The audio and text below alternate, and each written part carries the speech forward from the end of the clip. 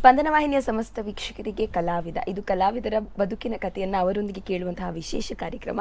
ಇದಕ್ಕೆ ಸ್ವಾಗತ. ಇವತ್ತು ನಮ್ಮೊಂದಿಗಿದ್ದಾರೆ ಒಬ್ಬರು ವಿಶೇಷ ಅತಿಥಿ. ಅವರ ಹೆಸರು ಶಶಾಂಕ್ ಎಸ್ ಸಾಲ್ಯಾನ್. ಕಾಪುವಿನಲ್ಲಿ ಇದ್ದುಕೊಂಡು ಕಾಪುವಿನಲ್ಲಿ ಏನು ಹೇಳುವುದು ಎಲ್ಲ ಪ್ರತಿಭೆಗಳನ್ನು ಕಲಿತುಕೊಂಡು ಇದೀಗ ಬೆಂಗಳೂರಿನಲ್ಲಿ IT ಕಂಪನಿಯಲ್ಲಿ ಉದ್ಯೋಗವನ್ನು ಮಾಡ್ತಾ ಇದ್ದಾರೆ. ಬನ್ನಿ ಅವರ ಜೊತೆ ಅವರ ಕಲಾ ಪಯಣದ ಬಗ್ಗೆ ಮತ್ತಷ್ಟು ಮಾತನಾಡೋಣ. ನಮ್ಮೊಂದಿಗೆ ಅವರಿದ್ದಾರೆ, ಅವರನ್ನ ಕಾರ್ಯಕ್ರಮಕ್ಕೆ ಸ್ವಾಗತಿಸಿಕೊಳ್ಳೋಣ. ಶಶಾಂಕ್ ಅವರೇ, ಕಾರ್ಯಕ್ರಮಕ್ಕೆ ಆತ್ಮೀಯವಾದಂತಹ ಸ್ವಾಗತ. ಶಶಾಂಕ್, ನೀವೀಗ ಇಷ್ಟು ವರ್ಷದಿಂದ ಒಂದು ಪೇಂಟಿಂಗ್ ಮಾಡ್ತಿದ್ದೀರಿ ಅಥವಾ ಬೇರೆ ಬೇರೆ ಏನು ಕಲಾ ಪ್ರಕಾರಗಳಲ್ಲಿ ತೊಡಗಿಸ್ಕೊಂಡಿದ್ದೀರಿ. ನಾವು ಫಸ್ಟ್ ಪೇಂಟಿಂಗ್ ಇಂದ ಸ್ಟಾರ್ಟ್ ಮಾಡುವ. ಸೊ ನಿಮ್ಮ ಈ ಪೇಂಟಿಂಗ್ ಹವ್ಯಾಸ ಆಗಿ ಸ್ಟಾರ್ಟ್ ಆದದ್ದ ಅಥವಾ ಈ ಕೆಲವೊಮ್ಮೆ ಸ್ಕೂಲಲ್ಲಿ ಡ್ರಾಯಿಂಗ್ ಒಂದು ಸಬ್ಜೆಕ್ಟ್ ಆಗಿರ್ತದೆ, ಅದರಿಂದ ಆ ಆಸಕ್ತಿಯಿಂದ ನಿಮಗೆ ಬಂದಂಥದ್ದ ಹೇಗೆ? ಆಕ್ಚುಲಿ ಡ್ರಾಯಿಂಗ್ ನನಗೆ ಸ್ಟಾರ್ಟ್ ಆದ ಅಂತ ಹೇಳಿದ್ರೆ, ನಮ್ಮ ಫ್ಯಾಮಿಲಿಯಲ್ಲಿ ನನ್ನ ಚಿಕ್ಕಪ್ಪನವರು ಇಬ್ಬರಿದ್ದಾರೆ. ಅವರು ಆರ್ಟಿಸ್ಟ್ಸ್. ಕಾಪುವಲ್ಲಿ ಈಗ ಬಂದು ರಾಜ ಆರ್ಟ್ಸ್ ಅಂತ ಹೇಳಿದ್ರೆ ತುಂಬಾ ಫೇಮಸ್ ಇದ್ದಾರೆ. ಅವರು ನಾನು ಸಣ್ಣದಿರುವಾಗ ನಮ್ಮ ಮನೆಯಲ್ಲಿ ಬ್ಯಾನರ್ಗಳು ಮತ್ತೆ ಬೋರ್ಡ್ಗಳು ಅಂತವದನ್ನೆಲ್ಲ ಬರಿತಿದ್ರು ಅವರು. ಆವಾಗಲೇ ಅದೊಂದು ಹವ್ಯಾಸದ ರೀತಿಯಲ್ಲಿ ಸ್ಟಾರ್ಟ್ ಆಗಿತ್ತು ನನಗೆ. ಅವರು ಥರ್ಮೋಕೋಲ್ ಕಟ್ಟಿಂಗ್ ಮಾಡುವಾಗ ಆಗಿರ್ಬೋದು. ಮತ್ತೆ ಈ ಕಲರ್ ಅಂತ ಹೇಳಿದ್ರೆ ನಂಗೆ ಹೇಗೆ ಇಷ್ಟ ಆದ ಅಂತ ಹೇಳಿದ್ರೆ, ನಮ್ಮ ಕಡೆ ಇದು ಕೋಲ ಎಲ್ಲ ಆಗ್ತದಲ್ಲ, ಅವಾಗ ಅವರು ಕಲರ್ ಅನ್ನು ಮಿಕ್ಸ್ ಮಾಡೋದು. ಅಲ್ಲಿಂದ ಹೌದು, ತುಳುನಾಡು ಅಂದ್ರೆ ಅದು ಫುಲ್ ಕಲರ್ಫುಲ್ ಒಂಥರ ಎಲ್ಲಾ ರೀತಿಯಲ್ಲೂ. ಸೊ ಹಾಗೆ ಕೋಲ ಒಂದು ಬಹುಶಃ ತುಂಬಾ ಕಲಾವಿದರ ಮೇಲೆ ಇಂಪ್ಯಾಕ್ಟ್ ಮಾಡಿದಂತಹ ಸಬ್ಜೆಕ್ಟ್ ಅಂತ ಹೇಳ್ಬೋದು. ಮೇ ಬಿ ಫೋಟೋಗ್ರಾಫರ್ಸಿಗೆ ಅಥವಾ ಒಂದು ಪೇಂಟರ್ಸಿಗೆ, ಅಂದ್ರೆ ನೀವು ಡ್ರಾಯಿಂಗ್ ಬಿಡಿಸುವವರಿಗೆ ಸಹ ಕಲರ್ ಕಾಂಬಿನೇಷನ್ ಎಲ್ಲ ಬರುವಂತದ್ದು ಹೇಗೆ ಅನ್ನುವಂಥದ್ದು ಒಂದು ಇದು. ಸೊ ನಿಮಗೆ ಎಷ್ಟನೇ ಕ್ಲಾಸಿಂದ ಅಥವಾ ಎಷ್ಟನೇ ವಯಸ್ಸಿಂದ ಇದನ್ನ ಸ್ಟಾರ್ಟ್ ಮಾಡಿದ್ರಿ? ನಾನು LKG ಅಲ್ಲಿ ಇರುವಾಗನೇ ಡ್ರಾಯಿಂಗ್ಸ್ ಅನ್ನು ಮಾಡ್ತಾ ಇದ್ದೆ. ಅದು ಕಂಟಿನ್ಯೂ ಆಯ್ತು. ಕಂಟಿನ್ಯೂ ಆಗಿ ಒಳ್ಳೆ ನನಗೆ ಕರೆಕ್ಟ್ ವೇದಿಕೆ ಸಿಕ್ಕಿದೆ ಅಂತ ಹೇಳಿದ್ರೆ ಪ್ರತಿಭಾ ಕಾರಂಜಿ ಎಂಬಂತಹ ಒಂದು ಸ್ಪರ್ಧೆ. ಅದು ಆಕ್ಚುಲಿ ಅದು ತುಂಬಾ ಒಳ್ಳೇದದು, ಮಕ್ಕಳಿಗೆ ಅವರಲ್ಲಿರುವಂತಹ ಪ್ರತಿಭೆಯನ್ನು ವ್ಯಕ್ತಪಡಿಸಿ. ಹಾಗೆ ಅಲ್ಲಿ ನನಗೆ ಕರೆಕ್ಟ್ ಅದಕ್ಕೆ ಒಂದು ವೇದಿಕೆ ಸಿಕ್ಕಿತ್ತು. 4th ಸ್ಟ್ಯಾಂಡರ್ಡ್ ಅಲ್ಲಿ ನಾನು ಕ್ಲೇ ಮಾಡಲಿಂಗ್ ಅದಕ್ಕೆ ಹೋದೆ. ಆವಾಗ ಸೋತೆ ನಾನು ಅಲ್ಲಿ ಫಸ್ಟ್ 4th ಸ್ಟ್ಯಾಂಡರ್ಡ್ ಅಲ್ಲಿ. ನೆಕ್ಸ್ಟ್ 5th ಸ್ಟ್ಯಾಂಡರ್ಡ್ ಅಲ್ಲಿ ಸ್ಟಾರ್ಟ್ ಮಾಡಿದೆ ಪುನಃ ಈ ಸರ್ತಿ ವಿನ್ ಆಗ್ಬೇಕಂತ. ಅದಕ್ಕೆ ತುಂಬಾ ಪ್ರೋತ್ಸಾಹ ಕೊಟ್ಟದ್ದು ನನ್ನ ಅಮ್ಮ ಮತ್ತೆ ಡ್ಯಾಡಿ. ಅಮ್ಮ ಅವರು ಅಂದ್ರೆ ಆರ್ಟ್ ಬಗ್ಗೆ ಅಷ್ಟು ನಾಲೆಜ್ ಇಲ್ಲ, ಬಟ್ ನೋಡಿದ್ರೆ ಎಂಕರೇಜ್ ಮಾಡ್ತಾರೆ. ಮತ್ತೆ ಅವರು ನನ್ಗೆ ಹೇಳ್ತಿದ್ರು ಹೀಗೆ ಮಾಡು ಹಾಗೆ ಮಾಡು ಅಂತ. ಒಂದು ನೋಡುವವರ ಒಂದು ಆಡಿಯನ್ಸ್ ಆಗಿ ಒಂದು ಏನ್ ಹೇಳುದು, ನಮಗೆ ಹೇಳುವವರು ಬೇಕಾಗ್ತದೆ. ಖಾಲಿ ಗೊತ್ತಿರುವವರು ಹೇಳುವುದಕ್ಕೆ ಸಹ ಆಡಿಯನ್ಸ್ ಆಗಿ ಒಬ್ರು ನಮ್ಮ ಒಪಿನಿಯನ್ ಹೇಳುವುದಕ್ಕೆ ಸಹ ಡಿಫರೆನ್ಸ್ ಇರ್ತದೆ ಖಂಡಿತ. ಹಾಗೆ ಅವರು ನನ್ಗೆ ಹೇಳಿಕೊಡ್ತಿದ್ರು ಹೀಗೆ ಮಾಡು ಹಾಗೆ ಮಾಡು ಅಂತ. ಮತ್ತೆ ನಾವು ಈ ಪ್ರತಿಭಾ ಕಾರಂಜಿ ಬರೋಕ್ಕಿಂತ ಮುಂಚೆ 1 ತಿಂಗಳ ಮುಂಚೆವೇ ನಾನು ಸ್ಟಾರ್ಟ್ ಮಾಡ್ತಿದ್ದೆ ಅದಕ್ಕೆ ಪ್ರಿಪರೇಷನ್ ಮಾಡ್ಲಿಕ್ಕೆ.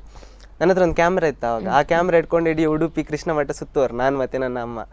ಅಲ್ಲಿ ಕೆಲವೊಂದು ಈ ಸ್ಕಲ್ಪ್ಚರ್ಸ್ ಗಳು ಇರ್ತಾವಲ್ಲ ಕೃಷ್ಣ ಮಠದಲ್ಲಿ, ಆ ಎಲ್ಲ ಫೋಟೋವನ್ನು ತೆಕ್ಕೊಂಡು ಬರುದು ಮನೆಗೆ ಬರುವಾಗ.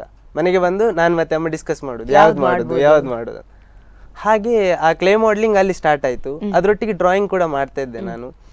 ಅಲ್ಲಿ ಎಂತ ಅಂತ ಹೇಳಿದ್ರೆ, ಪ್ರತಿಭಾ ಕಾರಂಜಿಗೆ ಹೋಗುವಾಗ ಕ್ಲೇ ಮಾಡಲಿಂಗ್ ಮಾಡ್ಬೇಕಿತ್ತು, ಇಲ್ಲಾಂದ್ರೆ ಡ್ರಾಯಿಂಗ್ ಮಾಡ್ಬೇಕಿತ್ತು. ಅಂದ್ರೆ ಆ ಎರಡು ಟೈಮಿಂಗ್ ಕ್ಲಾಶ್ ಆದ್ರೆ ಆಚೆ ಸೆಲ್ ಈಚೆ ಸೆಲ್ ಆಗ್ತದೆ. ಅದಕ್ಕೋಸ್ಕರ ನಾನು ಡ್ರಾಯಿಂಗ್ ಮಾಡ್ತಿದ್ದೆ, ಕ್ಲೇ ಮಾಡಲಿಂಗ್ ಜಾಸ್ತಿ ಫೋಕಸ್ ಮಾಡ್ತಿದ್ದೆ. ಹಾಗೆ 5th ಇಂದ ನಾನು 10th ತನಕ ಸಹ ಸ್ಟೇಟ್ ಲೆವೆಲ್ ತನಕ ಹೋಗ್ತಾ ಇದ್ದೆ, ಕನ್ಫರ್ಮ್ ಇತ್ತು ಹಾಗೆ. ಸೊ ಅಂದ್ರೆ ಪೇಂಟಿಂಗ್ ಒಟ್ಟಿಗೆ ಕ್ಲೇ ಮಾಡೆಲಿಂಗ್ ಸಹ ನಿಮ್ಮ ಏನು ಕಲಾ ಬದುಕು ಹಾಗೆ ವಿಸ್ತಾರ ಆಯ್ತು ಅಂತ ಹೇಳ್ಬೋದು. ಸೊ ಅದರೊಂದಿಗೆ ನೀವು ಸಣ್ಣ ವಯಸ್ಸಿನಿಂದಲೇ ಬಹಳಷ್ಟು ಏನು ಹೇಳೋದೊಂದು ಪೇಪರ್ನಲ್ಲಿ ಕಾಣಿಸಿಕೊಂಡಂತಹ ಪ್ರತಿಭೆ ಅಂತ ಕೂಡ ಹೇಳ್ಬೋದು. ಅಂದ್ರೆ ನಮಗೆ ಯಾವಾಗಲೂ ಯಾರಾದ್ರೊಬ್ರು ಪ್ರೋತ್ಸಾಹಿಸಿದ್ರೆ ಅಥವಾ ಯಾರಾದ್ರೊಬ್ರು ನೀನು ಡ್ರಾಯಿಂಗ್ ಮಾಡೋದನ್ನ ಅಲ್ಲಿ ನೋಡಿದೆ ಇಲ್ಲಿ ನೋಡಿದೆ ಅಂತ ಹೇಳಿದ್ರೆ, ಹಾಗೆ ಒಂದು ಪೇಪರಲ್ಲಿ ನೋಡಿಸಿ ಕೆಲವೊಂದಷ್ಟು ಜನ ನಿಮ್ಗೆ ಹೇಳಿರ್ಬೋದು. ಈಗ ನೀವು ಲಾಸ್ಟ್ ಟೈಮ್ ನಿಮ್ಮ ಸ್ಕೂಲಿಗೆ SP ಅಣ್ಣಾಮಲೈ ಬಂದಾಗ ಅವರ ಫೋಟೋವನ್ನ ಮಾಡಿಕೊಟ್ಟಂಥದ್ದು ಅಂಥದ್ದೆಲ್ಲ ಬಹಳಷ್ಟು, ಹೌದು 10th ಅಲ್ಲಿ ಇರುವಾಗ ಅದೆಲ್ಲ ಜನಮನ್ನಣೆ ಗಳಿಸಿ ಹಾಗೆ ಒಂದಷ್ಟು ಜನರು ನಿಮ್ಗೆ ಹೇಳಿ ಇರಬಹುದು.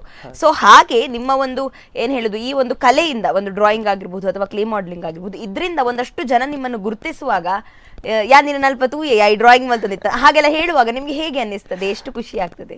ಅದು ತುಂಬಾ ಖುಷಿ ಆಗ್ತದೆ ಹಾಗೆ ಹೇಳುವಾಗ. ಇವನ್ ಈಗ್ಲೂ ನಾನು ಬಂದ್ರೆ, ಈಗ ಬ್ಯಾಂಗ್ಳೂರಿಂದ ಬಂದಾಗ ಏನ ಮಾರೆ ಡ್ರಾಯಿಂಗ್ ಮಲ್ಪನ ಬಡಿಯಾನ ಅಂತ ಕೇಳ್ತಾರೆ. ಆಕ್ಚುಲಿ ನಾನು ನನ್ನ IT ಕಂಪನಿಗಿಂತ ಜಾಸ್ತಿ ಅಲ್ಲಿ ವರ್ಕ್ ಮಾಡಿ ನಾನು ನೈಟ್ ಶಿಫ್ಟ್ ಮಾಡೋದಲ್ಲಿ. ನೈಟ್ ಶಿಫ್ಟ್ ಮಾಡಿ ಮಾರ್ನಿಂಗ್ ಇಡೀ ಡ್ರಾಯಿಂಗೇ ಮಾಡ್ತಾ ಇರ್ತೇನೆ, ಒಂದು 5 hours ಮಲಗ್ತೇನೆ ಅಷ್ಟೇ. ಅಲ್ಲಿ ಕೂಡ ನನ್ನ ಕಲೀಗ್ಸಿಗೆ ಆಲ್ಮೋಸ್ಟ್ ಗೊತ್ತಾಗಿದೆ ನಾನು ಡ್ರಾಯಿಂಗ್ ಮಾಡ್ತೇನೆ ಅಂತ. ಅವರಿಗೆ ಕೂಡ ಕೆಲವೊಂದು ಡ್ರಾಯಿಂಗ್ ಅನ್ನು ಮಾಡಿ ಕೊಟ್ಟಿದ್ದೇನೆ ಅಲ್ಲಿ ಸಹ. ಹಾಗೆ ಮತ್ತೆ Instagram ಅಲ್ಲಿ ಫಾಲೋವರ್ಸ್ ಎಲ್ಲ ಇದ್ದಾರೆ, ಅವರು ಕೆಲವು ಸತಿ ಸಿಕ್ಕಿದಾಗ ಮಾತಾಡ್ತಾರೆ. ಮಾತಾಡ್ತಾರೆ, ಖುಷಿ ಹಾ, ಅದು ತುಂಬಾ ಖುಷಿ ಆಗ್ತದೆ. ಅಂತದ್ದೆಲ್ಲ ಒಂದಂತ ಮಾತುಗಳು ನಾವು ಇನ್ನೂ ಸಹ ಒಳ್ಳೊಳ್ಳೆ ಡ್ರಾಯಿಂಗ್ ಮಾಡ್ಲಿಕ್ಕೆ, ಒಳ್ಳೊಳ್ಳೆ ಒಂದು ಸ್ಕಲ್ಪ್ಚರ್ಸ್ ಮಾಡ್ಲಿಕ್ಕೆ ಹೆಲ್ಪ್ ಮಾಡ್ತದೆ ಅಂತ ಹೇಳ್ಬೋದು. ಸೊ ಈಗ ನೀವು ಹೇಳಿದ್ರಿ ತಂದೆ ತಾಯಿ ತುಂಬಾ ಸಪೋರ್ಟ್ ಮಾಡ್ತಾ ಇದ್ರು ಅಂತ. ಅದು ಬಿಟ್ಟು ಈಗ ಸ್ಕೂಲ್ ಅಂದ್ರೆ ಖಂಡಿತವಾಗಿ ಟೀಚರ್ಸ್ ಇದೆಲ್ಲ ಸಪೋರ್ಟ್ ಬೇಕೇ ಆಗ್ತದೆ. ಸೊ ಅವರ ಸಪೋರ್ಟ್ ಎಲ್ಲ ಹೇಗಿತ್ತು? ಟೀಚರ್ಸ್ ಎಲ್ಲ ಹೇಗೆ ಸಪೋರ್ಟ್ ಮಾಡ್ತಾ ಇದ್ರು? ನಾನು ಕಲಿತ ಸ್ಕೂಲು ದಂಡತೀರ್ಥ, ಒಳ್ಳೆ ಸ್ಕೂಲ್, ಸೂಪರ್ ಸ್ಕೂಲ್. ನನಗೆ ಒಳ್ಳೆ ಪ್ರೋತ್ಸಾಹ ಮಾಡ್ತಿದ್ದಂಥ ಶಾಲೆ. ಒಂದು ಮೇನ್ ಹೇಳ್ಬೇಕಂತ ಹೇಳಿದ್ರೆ ನಾನು ಕ್ಲಾಸಲ್ಲೇ ಇರ್ತಿರ್ಲಿಲ್ಲ. ಒಂದು ಡ್ಯಾನ್ಸ್ ಪ್ರಾಕ್ಟೀಸ್, ಡ್ರಾಯಿಂಗ್, ಅದು ಇದು. ಪ್ರತಿಭಾ ಕಾರಂಜಿ ಸೀಸನ್ ಬಂದ್ರೆ ಅಲ್ಲಿ ಪ್ರತಿಭಾ ಕಾರಂಜಿಗೆ ಇಡೀ ದಿವಸ ಪ್ರಾಕ್ಟೀಸ್ಗೆ ಹೋಗ್ತಿದ್ದೆ. ನಂತರ ಅದು ಪ್ರತಿಭಾ ಕಾರಂಜಿ ಯಾವ ಟೈಮಲ್ಲಿ ಬರೋದು ಅಂತ ಹೇಳಿದ್ರೆ ಆ ಟೈಮ್ ನಂತರ 1 ಮಂತ್ ಬಿಟ್ಟು ನಮ್ಮ ಸ್ಕೂಲ್ ಡೇಗೆ ಪ್ರಿಪರೇಷನ್ ರೆಡಿ ಆಗ್ತಿತ್ತು. ನೆಕ್ಸ್ಟ್ ಎಕ್ಸಾಮ್ ಇಲ್ಲದ ಟೈಮ್ ಅಲ್ಲಿ ಅವರು ಮಾಡ್ತಾ ಇದ್ರು, ಆ ತರ ಬರ್ತಾ ಇತ್ತು. ಹಾಗೆ ಕ್ಲಾಸಲ್ಲಿ ಇದ್ದದೇ ಕಡಿಮೆ, ಒಳ್ಳೆ ಸಪೋರ್ಟ್ ಮಾಡ್ತಾ ಇದ್ರು. ಸೊ ಫ್ರೆಂಡ್ಸ್ ಕೂಡ ಖಂಡಿತವಾಗಿ ಒಂದು ಏನು ಹೇಳುವಂಥದ್ದು, ಒಳ್ಳೆಯವರು ಅಥವಾ ಹೆಲ್ಪ್ ಮಾಡುವವರು, ಅಥವಾ ನೀನ್ ಮಾಡ್ತಾ ಇರೋದು ಒಳ್ಳೆ ಆಗ್ತಾ ಉಂಟು ಮಾರಾಯ, ಕಂಟಿನ್ಯೂ ಮಾಡು ಅಂತ ಹೇಳುವಂತಹ ಫ್ರೆಂಡ್ಸ್ ಇರಬೇಕು. ನಿಮ್ಮ ಫ್ರೆಂಡ್ಸ್ ಎಲ್ಲ ಹೇಗಿದ್ದಾರೆ, ಹೇಗೆ ಸಪೋರ್ಟ್ ಮಾಡ್ತಾರೆ? ಫ್ರೆಂಡ್ಸ್ ಇಬ್ರು ಇದ್ದಾರೆ, ಈಗ ಹೊರಗಡೆ ಸ್ಟುಡಿಯೋದವರ ಕೂತ್ಕೊಂಡಿದ್ದಾರೆ. ಫ್ರೆಂಡ್ಸ್ ಒಳ್ಳೆ ಸಪೋರ್ಟ್ ಮಾಡ್ತಾರೆ ನಂಗೆ ಇದಕ್ಕೆ. ಅವರ ಸಪೋರ್ಟ್ ಇಂದಲೇ ನಾನು ಇಲ್ಲಿ ತನಕ ಬಂದಿರೋದು. ನಾನು ಯಾವುದೇ ಒಂದು ಡ್ರಾಯಿಂಗ್ ಮಾಡಿದ್ರೆ ಅದನ್ನು ಸ್ಟೇಟಸ್ ಮೂಲಕ ಶೇರ್ ಮಾಡೋದಾಗಿರ್ಬೋದು, ಅಥವಾ ಕೆಲವು ಫೇಸ್ಬುಕ್, ಇನ್ಸ್ಟಾಗ್ರಾಮ್ ಅಲ್ಲಿ ಹೀಗೆಲ್ಲ ಶೇರ್ ಮಾಡೋದು, ಹಾಗೆ ಒಳ್ಳೆ ಸಪೋರ್ಟ್ ಮಾಡ್ತಾರೆ ನನ್ನ ಫ್ರೆಂಡ್ಸ್. ಸೊ ನೀವೀಗ ಫಸ್ಟ್ ಮಾಡಿದಂತಹ ಡ್ರಾಯಿಂಗ್ ಯಾವುದು ಅಂತ ನೆನಪಿದೆಯಾ ನಿಮಗೆ? ಅಥವಾ ಒಂದು ಫಸ್ಟ್ ಮಾಡಿದಂತಹ ಕ್ಲೇ ಮಾಡಲಿಂಗ್ ಯಾವುದು ಅಂತ ಏನಾದರೂ ನೆನಪಿದೆಯಾ? ಅಂದ್ರೆ ಬಹಳ ಸಣ್ಣ ಏಜಲ್ಲಿ ಮಾಡಿದ್ದು, ಆದ್ರೂ ಕೆಲವೊಮ್ಮೆ ನೆನಪುಳಿತದೆ, ಅದು ಏನಾದರೂ ನೆನಪಿದೆಯಾ ಅಂತ? ಸಣ್ಣ ವಯಸ್ಸಿನಲ್ಲಿ ಅಂತ ಹೇಳಿದ್ರೆ ನಾನು UKG ಅಲ್ಲಿರುವಾಗ ಒಂದು ನಮ್ಮ ಗಣೇಶ ಚತುರ್ಥಿಗೆ ಯಾವಾಗಲೂ ಕಾಂಪಿಟೇಷನ್ ಮಾಡ್ತಿದ್ರು. ಆವಾಗ ವಿನ್ ಆಗಿದ್ದೇನೋ ಇಲ್ಲ ಗೊತ್ತಿಲ್ಲ, ಸೋತಿರ್ಬೋದು ಮೇ ಬಿ. ಆವಾಗ ಗಣಪತಿದು ಒಂದು ಫಸ್ಟ್ ಡ್ರಾಯಿಂಗ್ ಮಾಡಿದ್ ನಂಗೆ ನೆನಪುಂಟು. ಸೊ ಬಹುಶಃ ವಿನಾಶಕನದು ಡ್ರಾಯಿಂಗ್ ಮಾಡಿ ಅವತ್ತಿಂದ ಫುಲ್ ಕಂಟಿನ್ಯೂ ಒಳ್ಳೆ ರೀತಿಯಲ್ಲಿ ಹೋಗ್ತಾ ಉಂಟು ಅಂತ ಹೇಳ್ಬಹುದು. ಸೊ ಈಗ ನೀವು ಪೇಂಟಿಂಗ್ ಮಾಡುವಾಗ ಏನೆಲ್ಲ ಥಾಟ್ಸ್ ನಿಮ್ಮ ತಲೆಯಲ್ಲಿ ಇರ್ತದೆ? ಅಂದ್ರೆ ನೀವೀಗ ಹೇಳಿದ್ರಿ ಕೋಲದ ಕಲರ್ಸ್ ಮಿಕ್ಸ್ ಮಾಡೋದನ್ನೆಲ್ಲ ನಾನು ಅಬ್ಸರ್ವ್ ಮಾಡ್ತಾ ಇದ್ದೆ ಅಂತ. ಸೊ ಈಗ ಯಾವುದೇ ಒಂದು, ಈಗ ಎಕ್ಸಾಂಪಲ್ ಒಂದು ನೇಚರ್ದು ಡ್ರಾಯಿಂಗ್ ಮಾಡ್ತೀರಿ ಅಂತ, ನಿಮ್ಮ ತಲೆಯಲ್ಲಿ ಆ ಟೈಮಲ್ಲಿ ಏನೆಲ್ಲ ಓಡ್ತಾ ಇರ್ತದೆ? ಈಗ ನಾವೊಂದು ಖಾಲಿ ಒಂದು ಪೇಂಟಿಂಗ್ ನೋಡಿ ಚಂದ ಉಂಟು, ಈ ಕಲರ್ ಯೂಸ್ ಮಾಡ್ಬೋದಿತ್ತೇನೋ ಅಂತೆಲ್ಲ ನಾವು ಏನೋ ಯೋಚನೆ ಮಾಡೋದು ಬೇರೆ. ಬಟ್ ನೀವೊಂದು ಆರ್ಟಿಸ್ಟ್ ಆಗಿ ನೀವು ಮಾಡುವಾಗ ನಿಮ್ಮ ತಲೆಯಲ್ಲಿ ಏನು ರನ್ ಆಗ್ತಾ ಇರ್ತದೆ, ಇದು ಹೇಗೆ ಬರ್ತದೆ? ಅಥವಾ ನಿಮಗೆ ನೀವು ಕೆಲವೊಬ್ರು ಇರ್ತಾರೆ ಅಂದ್ರೆ ಹೀಗೆ ಬರ್ಬೇಕಂತ ಪಿಕ್ಚರೈಸ್ ಮಾಡಿ ಮಾಡ್ತಾರೆ, ಕೆಲವೊಬ್ರು ಮಾಡ್ತಾ ಮಾಡ್ತಾ ಅದಕ್ಕೆ ಒಳ್ಳೆ ಒಂದು ಸುಂದರವಾದ ಏನು ಪಿಕ್ಚರ್ ಕೊಡ್ತಾ ಹೋಗ್ತಾರೆ. ನೀವು ಯಾವ ತರ ಮಾಡುವಂತದ್ದು ಪೇಂಟಿಂಗ್ ಎಲ್ಲ? ನಾನು ಪೇಂಟಿಂಗ್ ಮಾಡುವಾಗ ನನ್ನ ಹತ್ರ ಯಾರು ಸೇರಬಾರ್ದು ಮನೆಯಲ್ಲಿ, ಹಾಗೆ. ಮತ್ತೆ ನನ್ನ ತಲೆಯಲ್ಲಿ ಒಂದು ಇರ್ತದೆ ಹೀಗೆ ಆಗ್ಬೇಕಂತೇಳಿ, ಆದ್ರೆ ಆ ತರ ಕೆಲವು ಸತಿ ಬರದೇ ಸೇರ್ಬೋದು, ಅದಕ್ಕಿಂತ ಒಳ್ಳೇದು ಬರುವ ಚಾನ್ಸಸ್ ಇರ್ತದೆ. ಹಾಗೆ ನಾನು ಹೀಗೇನೆ ಬರ್ಬೇಕಂತ ಯಾವತ್ತೂ ಫಿಕ್ಸ್ ಆಗುದಿಲ್ಲ. ನೇಚರ್ ಆಗ್ಲಿ ಮತ್ತೆ ಆಬ್ಸ್ಟ್ರಾಕ್ಟ್ ಹೀಗೆ ಪೇಂಟಿಂಗ್ಸ್ ಮಾಡುವಾಗಲಿ ಅದು ಹೇಗೆ ತಕೊಂಡು ಹೋಗ್ತದೆ ಹಾಗೆ ನಾನು ಲಾಸ್ಟ್ ಆಗಿ ನಿಲ್ಲಿಸ್ತೇನೆ ಹಾಗೆ. ಮತ್ತೆ ಕೆಲವೊಂದ್ಸತಿ ಪೋರ್ಟ್ರೇಟ್ಸ್ ಎಲ್ಲ ಮಾಡುವಾಗ ಅದು ಹಾಗೇನೆ ಬರ್ಬೇಕಂತ ಇರ್ತದೆ. ಕೆಲವೊಂದು ಹೈಪರ್ ರಿಯಲಿಸ್ಟಿಕ್ ಮಾಡ್ಬೇಕಾಗ್ತದೆ. ಆ ರಿಯಲಿಸ್ಟಿಕ್ ವರ್ಕ್ಸ್ ಮಾಡುವಾಗ ಹಾಗೇನೆ ಬೇಕಂತ ಫೋಕಸ್ ಮಾಡಿ ಕಂಪ್ಲೀಟ್ ಮಾಡ್ತೇನೆ ಹಾಗೆ. ಸೊ ನೀವು ಯಾವ ಟೈಪ್ಸ್ ಅಲ್ಲಿ ಎಲ್ಲ ಮಾಡ್ತೀರಿ? ನಾನು ಆಬ್ಸ್ಟ್ರಾಕ್ಟ್ ಪೇಂಟಿಂಗ್ ಮಾಡ್ತೇನೆ, ರಿಯಲಿಸ್ಟಿಕ್ಸ್ ಪೇಂಟಿಂಗ್ಸ್ ಮಾಡ್ತೇನೆ, ಮತ್ತೆ ಕ್ಯಾನ್ವಾಸ್ ಅಲ್ಲಿ ಹೀಗೆ ವಾಟರ್ ಇದು ಅಕ್ರಿಲಿಕ್ಸ್ ಎಲ್ಲ ಯೂಸ್ ಮಾಡಿ ಮಾಡ್ತೇನೆ, ವಾಟರ್ ಕಲರ್ ಮಾಡ್ತೇನೆ, ಮತ್ತೆ ಪೆನ್ಸಿಲ್ ಇದು ಶೇಡಿಂಗ್ಸ್. ಹೆಚ್ಚಿನವರಿಗೆ ಇದ್ರ ಬಗ್ಗೆ ಎಲ್ಲ ಗೊತ್ತಿರುವುದಿಲ್ಲ, ಸ್ವಲ್ಪ ತಿಳಿಸಿಕೊಡ್ಬೋದು? ಅಂದ್ರೆ ಈಗ ನೀವು ಏನು ಹೇಳಿದ್ರೆ ಹೆಸರನ್ನು, ಅದ್ರೊಟ್ಟಿಗೆ ಅದು ಹೇಗೆ ಇರ್ತದೆ ಅಂತ, ಅಂದ್ರೆ ನೆಕ್ಸ್ಟ್ ಟೈಮ್ ನಾವು ಯಾವ್ದಾರು ಒಂದು ಪೇಂಟಿಂಗ್ ನೋಡಿದ್ರೆ ಓ ಇದು ಅವ್ರು ಹೇಳಿದ್ರು ಅಂತ ನೆನಪು ಮಾಡಿ ನೋಡುವಾಗ ಯಾವ್ದಾರು? ಅಬ್ಸ್ಟ್ರಾಕ್ಟ್ ಅಂತ ಹೇಳಿದ್ರೆ ಅದು ಸಾಮಾನ್ಯರಿಗೆ ಅರ್ಥ ಆಗಲ್ಲ. ಅದು ಒಂದು ಆರ್ಟಿಸ್ಟ್ ಹೇಗೆ ಥಿಂಕ್ ಮಾಡಿ ಅವನ ರೀತಿಯಲ್ಲಿ ಮಾಡಿರ್ತಾನೆ. ರಿಯಲಿಸ್ಟಿಕ್ ಅಂತ ಹೇಳಿದ್ರೆ ಈಗ ಒಂದು ಕ್ಯಾಮರಾ ಇದೆ ನನ್ನ ಎದುರುಗಡೆ, ಆ ಕ್ಯಾಮರಾ ಹೇಗಿದೆ ಅದೇ ರೀತಿಯಲ್ಲಿ ಬರಬೇಕು, ಅದೊಂದು ಫೋಟೋ ಹೇಗಿರ್ತದೆ ಹಾಗೆ ಅದೇ ರೀತಿ ಬರಬೇಕು. ಪೋರ್ಟ್ರೇಟ್ ಅಂತ ಹೇಳಿದ್ರೆ ಒಬ್ಬ ವ್ಯಕ್ತಿಯ ಮುಖವನ್ನು ಚಿತ್ರಿಸುದು. ನಂತರ ವಾಟರ್ ಕಲರ್ ಅಂತ ಹೇಳಿದ್ರೆ ಅದು ವಾಟರ್ ಕಲರ್ ಯೂಸ್ ಮಾಡಿ ನಾರ್ಮಲ್ ಪೇಪರ್ ಮೇಲೆ ಎಲ್ಲರೂ ಈಗ ಟ್ರೈ ಮಾಡುವಂತದ್ದು ಪೇಂಟಿಂಗ್. ಅದು ಅದರಲ್ಲಿ ಸಹ ಕೆಲವೆಲ್ಲ ಡಿಫ್ರೆಂಟ್ ಇದೆ ಪೇಂಟ್, ಇದರಲ್ಲಿ ಕ್ವಾಲಿಟೀಸ್ ಇದೆ. ಸೊ ವಾಟರ್ ಕಲರ್ ಅಂತ ಹೇಳಿದ್ರೆ ಪೇಪರ್ ಮೇಲೆ ಮಾಡುವುದು, ಅಕ್ರಿಲಿಕ್ ಅಂತ ಹೇಳಿದ್ರೆ ನಾವು ಯೂಶುವಲಿ ಕ್ಯಾನ್ವಾಸ್ ಯೂಸ್ ಮಾಡ್ತೇವೆ ಹಾಗೆ. ಸೊ ನಿಮಗೆ ಯಾವುದು ತುಂಬಾ ಇಷ್ಟ ಆಗ್ತದೆ? ಇಷ್ಟು ಇದ್ರಲ್ಲಿ ಎಲ್ಲ ಇಷ್ಟ ಇರಬಹುದು, ಬಟ್ ಯಾವುದೋ ಒಂದು ಮಾಡುವಾಗ ತುಂಬಾ ಖುಷಿ ಆಗ್ತದೆ, ತುಂಬಾ ಖುಷಿ ಆಗ್ತದೆ ಅಂತ. ಈಗ ಯಾವುದೇ ಆಗ್ಲಿ, ಈಗ ಒಬ್ರು ಡ್ಯಾನ್ಸರಿಗೆ ಆಗಿರ್ಬೋದು ಅಥವಾ ಯಾವುದೇ ಆರ್ಟಿಸ್ಟ್ಗೆ ಅವರು ಏನೇ ಕಲ್ತಿದ್ರು ಯಾವ್ದಾರ ಒಂದು ಮಾಡುವಾಗ, ಅಥವಾ ಡ್ಯಾನ್ಸರಿಗೆ ಸಹ ಯಾವ್ದಾದ್ರು ಒಂದು ಡ್ಯಾನ್ಸ್ ಮಾಡುವಾಗ ತುಂಬಾ ಖುಷಿ ಆಗ್ತದೆ. ಸೊ ಹಾಗೆ ನಿಮ್ಗೆ ಯಾವ ಒಂದು ಟೈಪಿನ ಪೇಂಟಿಂಗ್ ಮಾಡುವಾಗ ತುಂಬಾ ಖುಷಿ ಆಗ್ತದೆ, ಮನಸ್ಸಿಗೆ ತುಂಬಾ ಖುಷಿ ಕೊಡ್ತದೆ? ಅದು ಕ್ಯಾನ್ವಾಸ್ ಅಲ್ಲಿ ಪೇಂಟ್ ಮಾಡುವಾಗ ನಂಗೆ ತುಂಬಾ ಖುಷಿ ಕೊಡ್ತದೆ. ಮತ್ತೊಂದು ಅದೇ ನಾನು ಕ್ಲೇ ಮಾಡಲಿಂಗ್ ಹೇಳ್ತಿದ್ದೆ ಅಲ್ಲ, ನಾನು ವರ್ಷ ಸಹ ಶಾರದೆ ಮೂರ್ತಿ ಮಾಡ್ತೇನೆ 4 ವರ್ಷದಿಂದ, ಒಂದು 4-5 ಫೀಟ್ ಇದ್ದು ಮಾಡ್ತೇನೆ. ಅದು ಒಂದು ನಾನು ತುಂಬಾ ಬ್ಲೆಸ್ಡ್ ಅಂತ ಫೀಲ್ ಆಗ್ತದೆ ಅದೊಂದು ಮಾಡುವಾಗ. ಖಂಡಿತವಾಗಿ ಅಂದ್ರೆ ನೀವು ಒಂದು ರೂಪಿಸಿದಂತಹ ಒಂದು ಮೂರ್ತಿಯನ್ನು ಒಂದಷ್ಟು ಜನ ಪ್ರೇ ಮಾಡಿದ್ರೆ ಅದು ಖಂಡಿತವಾಗಿ ಅದು ಬ್ಲೆಸ್ಡ್ ತುಂಬಾ ಖುಷಿ. ನಾನು ಯಾವಾಗ್ಲೂ ತಕೊಂಡು ಹೋಗುವಾಗ ಶಾರದೆ ಅವರ ಟೆಂಪದಲ್ಲಿ ನಾನ್ ಸಹ ಹೋಗುದು ಕುತ್ಕೊಂಡು ಸೈಡ್ ಅಲ್ಲಿ ಅವರೊಟ್ಟಿಗೆ. ಆಗ ಈ ಬಸ್ ಅಲ್ಲೆಲ್ಲ ಹೋಗುವವರು ಒಂದು ಕೈ ಮುಗಿತಾರಲ್ಲ, ಆವಾಗ ಆಗುವ ಖುಷಿ ಅದು ಸೂಪರ್ ಫೀಲಿಂಗ್. ಅಂದ್ರೆ ನಾವು ನಮ್ಮ ಮನಸ್ಸಿಂದ ಒಂದು ಶಾರದೆಯನ್ನ ಏನು ಕೈಯಾರೆ ಮಾಡಿದಂತದ್ದನ್ನ ಒಂದಷ್ಟು ಜನ ಪೂಜಿಸ್ತಾರೆ ಅಂದ್ರೆ ಅದು ಖಂಡಿತವಾಗಿಯೂ ಬ್ಲೆಸ್ಡ್ ನೀವು ಹೇಳಿದ ಹಾಗೆ. ಸೊ ಒಂದೇ ಮೂರ್ತಿಯನ್ನು ಮಾಡ್ತಾರೆ ಅಥವಾ ಬೇರೆ ಬೇರೆ ಕಡೆಗೆ? ಬೇರೆ ಮೂರ್ತಿಗಳೆಲ್ಲ ಆರ್ಡರ್ ಬಂದಿತ್ತು, ಆದ್ರೆ ನಾನು ಇಷ್ಟ ತನಕ ಒಂದೇ ಮಾಡ್ತಾ ಇರೋದು. ಕೆಲವೊಂದು ತಕೊಂಡು ಮತ್ತೆ ಆಗುದಿಲ್ಲ ಅಂತ ಹೇಳಲಿಕ್ಕೆ ಆಗುದಿಲ್ಲ, ಅದಕ್ಕೋಸ್ಕರ ಒಂದನ್ನು ಮಾಡ್ತಿದ್ದೇನೆ, ಒಂದನ್ನು ಚಂದದಲ್ಲಿ ಮಾಡ್ತಿದ್ದೇನೆ. ಅಂದ್ರೆ ಅದು ನವರಾತ್ರಿಗೆ ಪೂಜೆ ಇರ್ತದೆ. ಎಷ್ಟು ಟೈಮ್ ತಕೊಂಡು ನೀವು ಮಾಡ್ತೀರಿ? ಅದಕ್ಕೆ ವ್ರತ ಉಂಟು ಅಂತೆಲ್ಲ ಕೇಳ್ಪಟ್ಟಿದ್ದೇನೆ, ಸೊ ಅದ್ರ ಬಗ್ಗೆ ಎಲ್ಲ ಸ್ವಲ್ಪ ತಿಳಿಸಿಕೊಡಿ. ಅದು ನವರಾತ್ರಿ ಸ್ಟಾರ್ಟ್ ಆಗೋಕ್ಕಿಂತ 1 month ಹಿಂದೆನೆ ನಾನು ನಾನ್ ವೆಜ್ ಎಲ್ಲ ಬಿಡ್ತೇನೆ, ವೆಜಿಟೇರಿಯನ್ ಆಗಿರ್ತೇನೆ. ನಮ್ಮ ಮನೆಯಲ್ಲಿ ಕೂಡ ಯಾರು ತಿನ್ನಲ್ಲ ಆ ಟೈಮಲ್ಲಿ. ಇದಕ್ಕೆ ಸಹ ಅಮ್ಮ ತುಂಬಾ ಸಪೋರ್ಟ್. ಅವರು ಆ ಕ್ಲೇ ಅನ್ನು ಆವೆ ಮಣ್ಣನ್ನು ಹದ ಮಾಡುವುದಾಗ್ಲಿ, ಮತ್ತೆ ಆ ಶಾರದಿಗೆ ಬೇಕಾದ ಇದು ಅಲಂಕಾರಿಕ ವಸ್ತು ನಮ್ಮ ಸರ ಅದನ್ನೆಲ್ಲ ರೆಡಿ ಮಾಡ್ಲಿಕ್ಕೆ ಸ್ಟಾರ್ಟ್ ಮಾಡ್ತಾರೆ ಅವರು ಆವಾಗಲೇ. ಮತ್ತೆ ಅದಕ್ಕೆ ಸೀರೆ ಸುತ್ತುವುದಾಗ್ಲಿ ಅದೆಲ್ಲ ಅವ್ರು ಮಾಡ್ತಾರೆ. 1 month ಇಂದ ನಾನು ಅದು ಸ್ಟಾರ್ಟ್ ಮಾಡ್ತೇನೆ, 1 month ಟೈಮ್ ತಗೊಳ್ತೇನೆ. ಸೊ ಅಂದ್ರೆ ನೀವು ಹೇಗೆ ಅದು ಪ್ರೋಸೆಸ್? ಈಗ ಮಣ್ಣನ್ನು ಹದ ಮಾಡ್ತೀರಿ ಹೇಳಿದ್ರೆ, ಆಮೇಲೆ ಯಾವ ರೀತಿಯಾಗಿ ಮಾಡುವಂಥದ್ದು? ಅಂದ್ರೆ ಕಾಲಿನ ಭಾಗದಿಂದ ಮಾಡಿಕೊಂಡು ಹೋಗುವಂಥದ್ದು ಹೇಗೆ ಅದು? ಅಂದ್ರೆ ನಾನು ಅದನ್ನು ಪೀಠ ಇರ್ತದೆ ಅದಕ್ಕಂತೇಳಿ, ಆ ಪೀಠದಿಂದ ಹೊಟ್ಟೆ ಭಾಗದಿಂದ ಸ್ಟಾರ್ಟ್ ಮಾಡ್ತಾ ಕಟ್ತಾ ಹೋಗ್ತೇನೆ. ನಂತರ ಕಾಲು ಮಾಡ್ತೇನೆ, ಮತ್ತೆ ಅದು ಸ್ವಲ್ಪ ಒಣಗ್ಲಿಕ್ಕೆಲ್ಲ ಟೈಮ್ ಇದೆ ಅದಕ್ಕೆ. ನಂತರ ಕೈ ಕಾಲು ಮಾಡಿ ಲಾಸ್ಟಿಗೆ ಮುಖ ಫಿನಿಶ್ ಮಾಡಿ ನಂತರ ಕಲರಿಂಗ್ ಸ್ಟಾರ್ಟ್ ಮಾಡಿ. ಈಗ ಕಣ್ಣನ್ನ ಬರೆಯುವಾಗ ಏನೋ ಒಂದು ಅದೇನೋ ತಕೊಂಡು ಹೋಗುವ ದೃಷ್ಟಿ ಕೊಡುವುದು ಅಂತ ಏನೋ ಹೇಳ್ತಾರಲ್ಲ, ಅದು ಮನೆಯಲ್ಲಿ ಕೊಡುವಂತದ್ದು ನಾವು ದೃಷ್ಟಿ. ಅವರು ಅಲ್ಲಿಂದ ದೇವಸ್ಥಾನದಿಂದ ಬರ್ತಾರೆ, ಎಲ್ಲ ಅದಕ್ಕೆ ಸಂಬಂಧಪಟ್ಟವರು ಬರ್ತಾರೆ.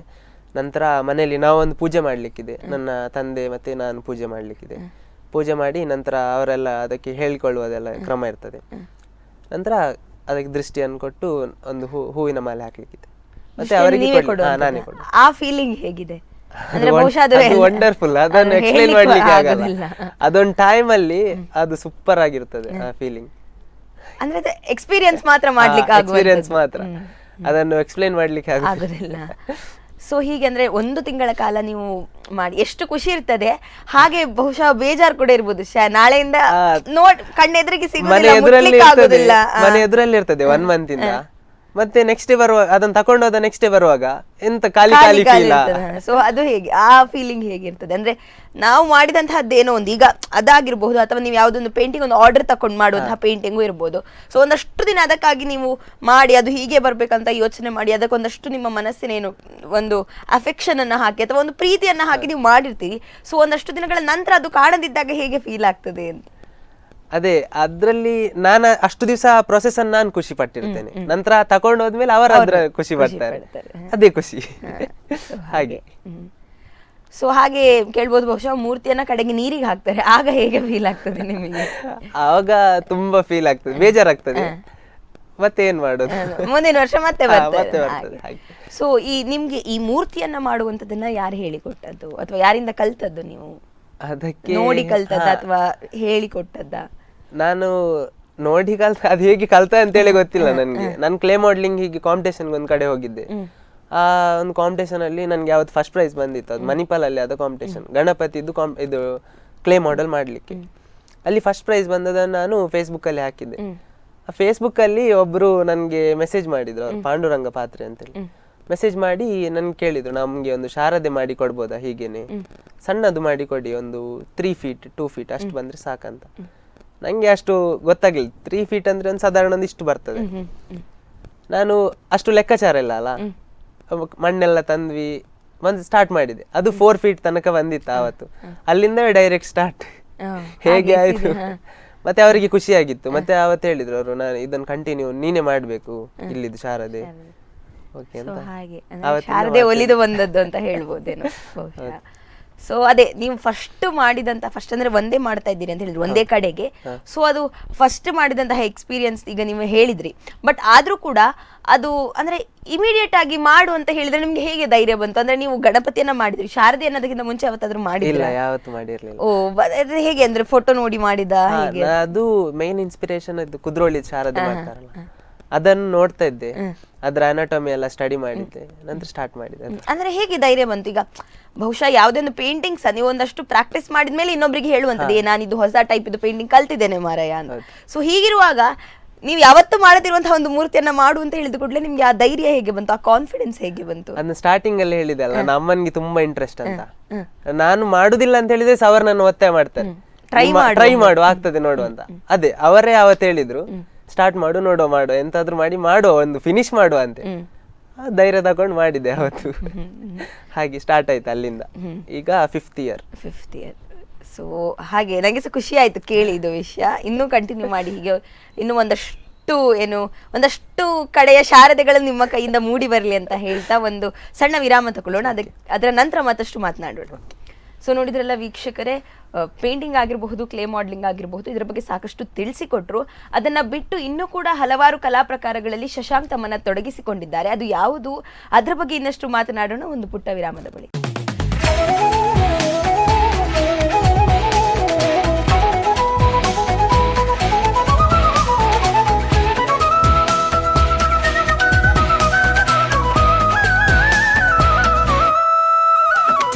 ವಿರಾಮದ ಬಳಿಕ ಮತ್ತೊಮ್ಮೆ ಸ್ವಾಗತ. ನಮ್ಮೊಂದಿಗಿದ್ದಾರೆ ಶಶಾಂಕ್ ಅವರು. ಬನ್ನಿ ಅವರ ಜೊತೆ ಅವರ ಕಲಾ ಬದುಕಿನ ಬಗ್ಗೆ ಮತ್ತಷ್ಟು ಮಾತನಾಡೋಣ. ಶಶಾಂಕ್ ಅವರೇ, ಮತ್ತೊಮ್ಮೆ ಕಾರ್ಯಕ್ರಮಕ್ಕೆ ಸ್ವಾಗತ.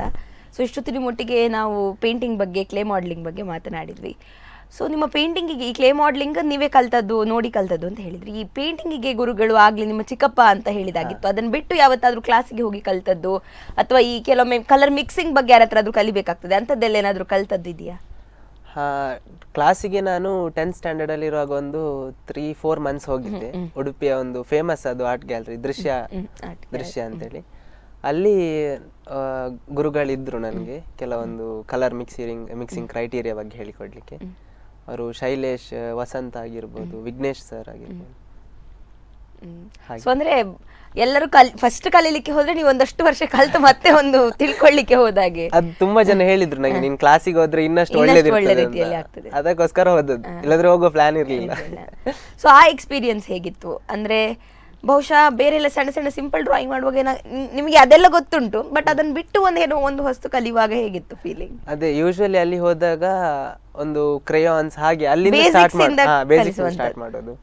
ನಾನು ಡ್ರಾಯಿಂಗ್ಸ್ ಮಾಡೋದು ನೋಡಿ ಅವರು ಡೈರೆಕ್ಟ್ ನನ್ನನ್ನು ವಾಟರ್ ಕಲರ್ಗೆ ಹಾಕಿದ್ರು. ಮತ್ತೆ ನಾನು ವಾಟರ್ ಕಲರ್ ಸ್ವಲ್ಪ ಅಲ್ಲಿ ಮಾಡಿ ನೆಕ್ಸ್ಟ್ ಅಕ್ರಿಲಿಕ್ಸ್ ಅಲ್ಲೇ ಮಾಡ್ತಿದ್ದೆ ಡ್ರಾಯಿಂಗ್. ಹಾಗೆ ಖುಷಿ ಆಗ್ತಾ ಇತ್ತು. ಈ ಅಬ್ಸ್ಟ್ರಾಕ್ಟ್ ಅಂತ ಏನೋ ಹೇಳಿದ್ರೆ ಅದೆಲ್ಲ ಹೇಗೆ ನೀವೇ ಅಂದ್ರೆ ನೋಡಿ ಕಲ್ತದ್ದು, ಅಥವಾ ಯಾರೊಬ್ರು ಇನ್ಸ್ಪಿರೇಷನ್ ಅಂತ ಖಂಡಿತವಾಗಿ ಇರ್ತಾರೆ. ಈಗ ನಮ್ಮ ಪೇರೆಂಟ್ಸ್ ಆಗಿರ್ಬಹುದು, ಅಥವಾ ಯಾರೊಬ್ರು ಆರ್ಟಿಸ್ಟೇ ಒಂದು ಇನ್ಸ್ಪಿರೇಷನ್ ಆಗಿರ್ಬಹುದು. ನಿಮಗೆ ಹಾಗೆ ಯಾರು ಇನ್ಸ್ಪೈರ್ ಮಾಡುವಂತದ್ದು? ನಾನು ಯಾವಾಗ್ಲೂ ವಿಲಾಸ್ ನಾಯಕ್ ಅವ್ರದ್ದು ಡ್ರಾಯಿಂಗ್ಸ್ ಅನ್ನು ನೋಡ್ತಾ ಇರ್ತೇನೆ. ಹಾಗೆ ಒಂದ್ ರೀತಿಯಲ್ಲಿ ಅವರೇ ಇನ್ಸ್ಪಿರೇಷನ್ ಅಂತ ಹೇಳ್ಬೋದು. ಬಹುಶಃ ಅಂದ್ರೆ ನಾವೇನೋ ನೋಡ್ತಾ ಇರ್ಬೇಕು, ನಾವು ಇದು ಅಂತ ಎಕ್ಸ್ಪೆಕ್ಟ್ ಮಾಡುವಾಗ ಅದು ಆಗಿರುವುದಿಲ್ಲ, ಬೇರೆಯವರನ್ನು ತಿರುಗಿಸುವಾಗ ಅದು ಬೇರೆ ಪೇಂಟ್ ಆಗಿರುತ್ತದೆ. ಸೊ ಅಂತದ್ದು ಯಾವತ್ತಾದ್ರು ಟ್ರೈ ಮಾಡಿದೀರಾ? ಅಂತದಂತ ಹೇಳಿದ್ರೆ ನಾನು ಲೈವ್ ಆರ್ಟ್ಸ್ ಎಲ್ಲ ಮಾಡ್ತೇನೆ, ಅವರದ್ದು ಇನ್ಸ್ಪಿರೇಷನ್ ತಕೊಂಡು. ಹಾಗೆ ಅದು ಲೈವ್ ಆರ್ಟ್ಸ್ ಎಕ್ಸ್ಪೀರಿಯನ್ಸ್ ಹೇಗಿರ್ತದೆ? ಅದು ತುಂಬಾ ಅಂದ್ರೆ ನೀವೀಗ ಹೇಳಿದ್ರಿ ನೀವು ಮನೇಲಿ ಪೇಂಟಿಂಗ್ ಮಾಡುವಾಗ ಯಾರು ನಿಮ್ಮ ಜೊತೆ ಇರಬಾರ್ದು ಅಂತ. ಲೈವ್ ಪರ್ಫಾರ್ಮೆನ್ಸ್ ಅಂದ್ರೆ ತುಂಬಾ ಜನ ಇರ್ತಾರೆ. ಸೊ ಆ ಎಕ್ಸ್ಪೀರಿಯನ್ಸ್ ಹೇಗಿರ್ತದೆ? ಅದಂತ ಹೇಳಿದ್ರೆ ತುಂಬಾ ಇದಿರ್ತದೆ, ಟೆನ್ಷನ್ ಇರ್ತದೆ. ಒಂದ್ ಕಡೆಯಲ್ಲಿ ಒಂದು 5 minutes ಅಲ್ಲಿ ಡ್ರಾಯಿಂಗ್ ಆಗ್ಬೇಕಾಗಿರ್ತದೆ, ಮತ್ತೆ ಕ್ರೌಡ್ ಇರ್ತದೆ.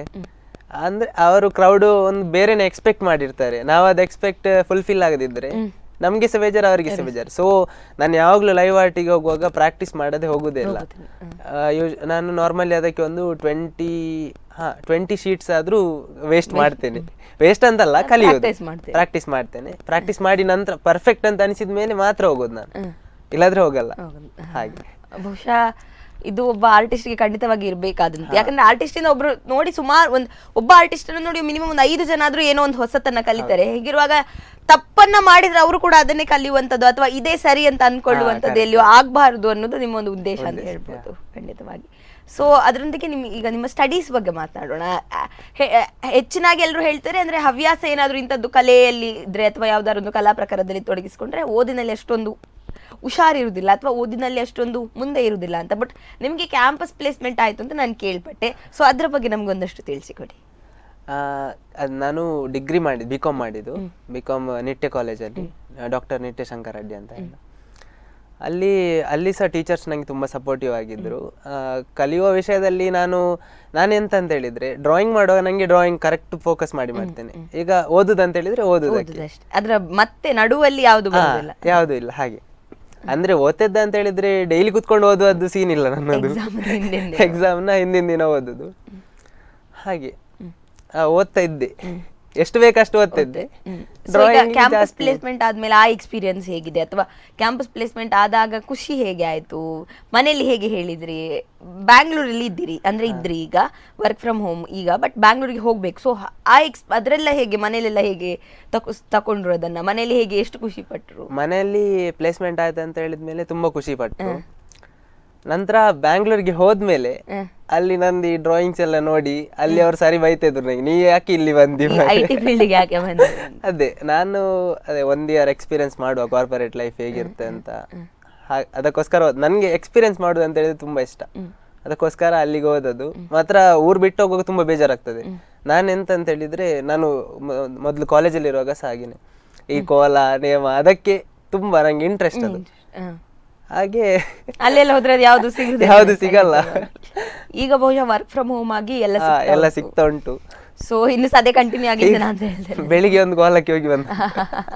ಸೊ ಅಂದ್ರೆ ಅದೇ ಬಹುಶಃ ಒಂದಷ್ಟು ಕಲರ್ ಅನ್ನ ಮೈಂಡಿಗೆ ಅದು ತುಂಬುತ್ತದೆ ಅಂತ ಹೇಳ್ಬೋದು. ಆ ಕಲರ್ ಕಾಂಬಿನೇಷನ್ ಅವ್ರು ಯೂಸ್ ಮಾಡೋದಾಗಿರ್ಬೋದು, ಅಥವಾ ಅವರೊಂದು ಆ ಒಂದು ಅಟೈರ್, ಅದು ವೇಷಭೂಷಣದಲ್ಲಿ ಇರುವಂತಹ ಕಲರ್ ಆಗಿರಬಹುದು. ಅದು ತುಂಬಾ ಇದು ಇಂಪ್ಯಾಕ್ಟ್ ಆಗ್ತದೆ. ಒಬ್ಬ ಕಲಾವಿದನಿಗೆ ಅಂತದ್ದೆಲ್ಲ ಗೊತ್ತಿದ್ರೆ ಡ್ರಾಯಿಂಗ್ಸ್ ಮಾಡುವಾಗ ಆಗಿರ್ಬೋದು, ಅಥವಾ ಯಾವ್ದೋ ಒಂದು ಸ್ಕಲ್ಪ್ಚರ್ ಮಾಡುವಾಗ ಅನಾಟಮಿ ಸ್ಟಡಿ, ಅವರು ಹೇಗೆ ಎಕ್ಸ್ಪ್ರೆಷನ್ ಕೊಡ್ತಾರೆ ಅದರಲ್ಲಿ, ಅದು ತುಂಬಾ ಇಂಪಾರ್ಟೆಂಟ್ ಆಗ್ತದೆ ಒಬ್ಬ ಆರ್ಟಿಸ್ಟ್. ಖಂಡಿತವಾಗಿ. ನೀವಂದ್ರೆ ತುಂಬಾ ಮೈನ್ಯೂಟ್ ಡೀಟೇಲಿಂಗ್ ಅನ್ಸ ನೋಡ್ತೀರೇನು? ಅಂದ್ರೆ ಈಗ ಒಂದು ಕಣ್ಣು ಈಚೆ ತೆಗೆಸಿದಾಗ ಹುಬ್ಬೆಲ್ಲಿರ್ತದೆ, ಆ ತರ ಒಂದು ಮೈನ್ಯೂಟ್ ಡೀಟೇಲಿಂಗ್ಸ್ ನಿಮ್ಗೆ ಅದರಲ್ಲಿ ನೋಡ್ಕೊಳ್ಬೋದು. ತುಂಬಾ ಗೊತ್ತಾಗ್ತದೆ ಅದರಲ್ಲಿ. ಸೊ ನೀವೀಗ B.Com ಕಲ್ತ್ರಿ ಅಂತ ಹೇಳಿದ್ವಿ, ಅಂದ್ರೆ ಯಾವತ್ತಾದ್ರೂ ನಿಮ್ಗೆ ಅನ್ಸಿದ ಲೈಕ್ ನಾ B.Com ಬದಲು ಆರ್ಟ್ ಅನ್ನೇ BA ತಕೊಂಡು ಕಲಿಬಹುದಿತ್ತು, ಅಥವಾ ಆರ್ಟ್ ಅನ್ನೇ ಓದಬಹುದಿತ್ತು ಅಂತ ಯಾವತ್ತಾದ್ರೂ ಅನ್ಸಿತ, ಅಥವಾ ಆರ್ಟ್ನೇ ಓದ್ಬೇಕಂತ ಅನ್ಕೊಂಡಿದ್ರ? ನಾನು ಆಕ್ಚುಲಿ ಅನ್ಕೊಂಡಿದ್ದೆ ಆರ್ಟ್ ಬಗ್ಗೆನೇ ಸ್ಟಡಿ ಮಾಡ್ಬೇಕಂತ ಹೇಳಿ. ಮತ್ತೆ ನನ್ಗೆ ಅದು ನಂದು ಥಿಂಕಿಂಗ್ ಕರೆಕ್ಟ್ ರಾಂಗ್ ಗೊತ್ತಿಲ್ಲ.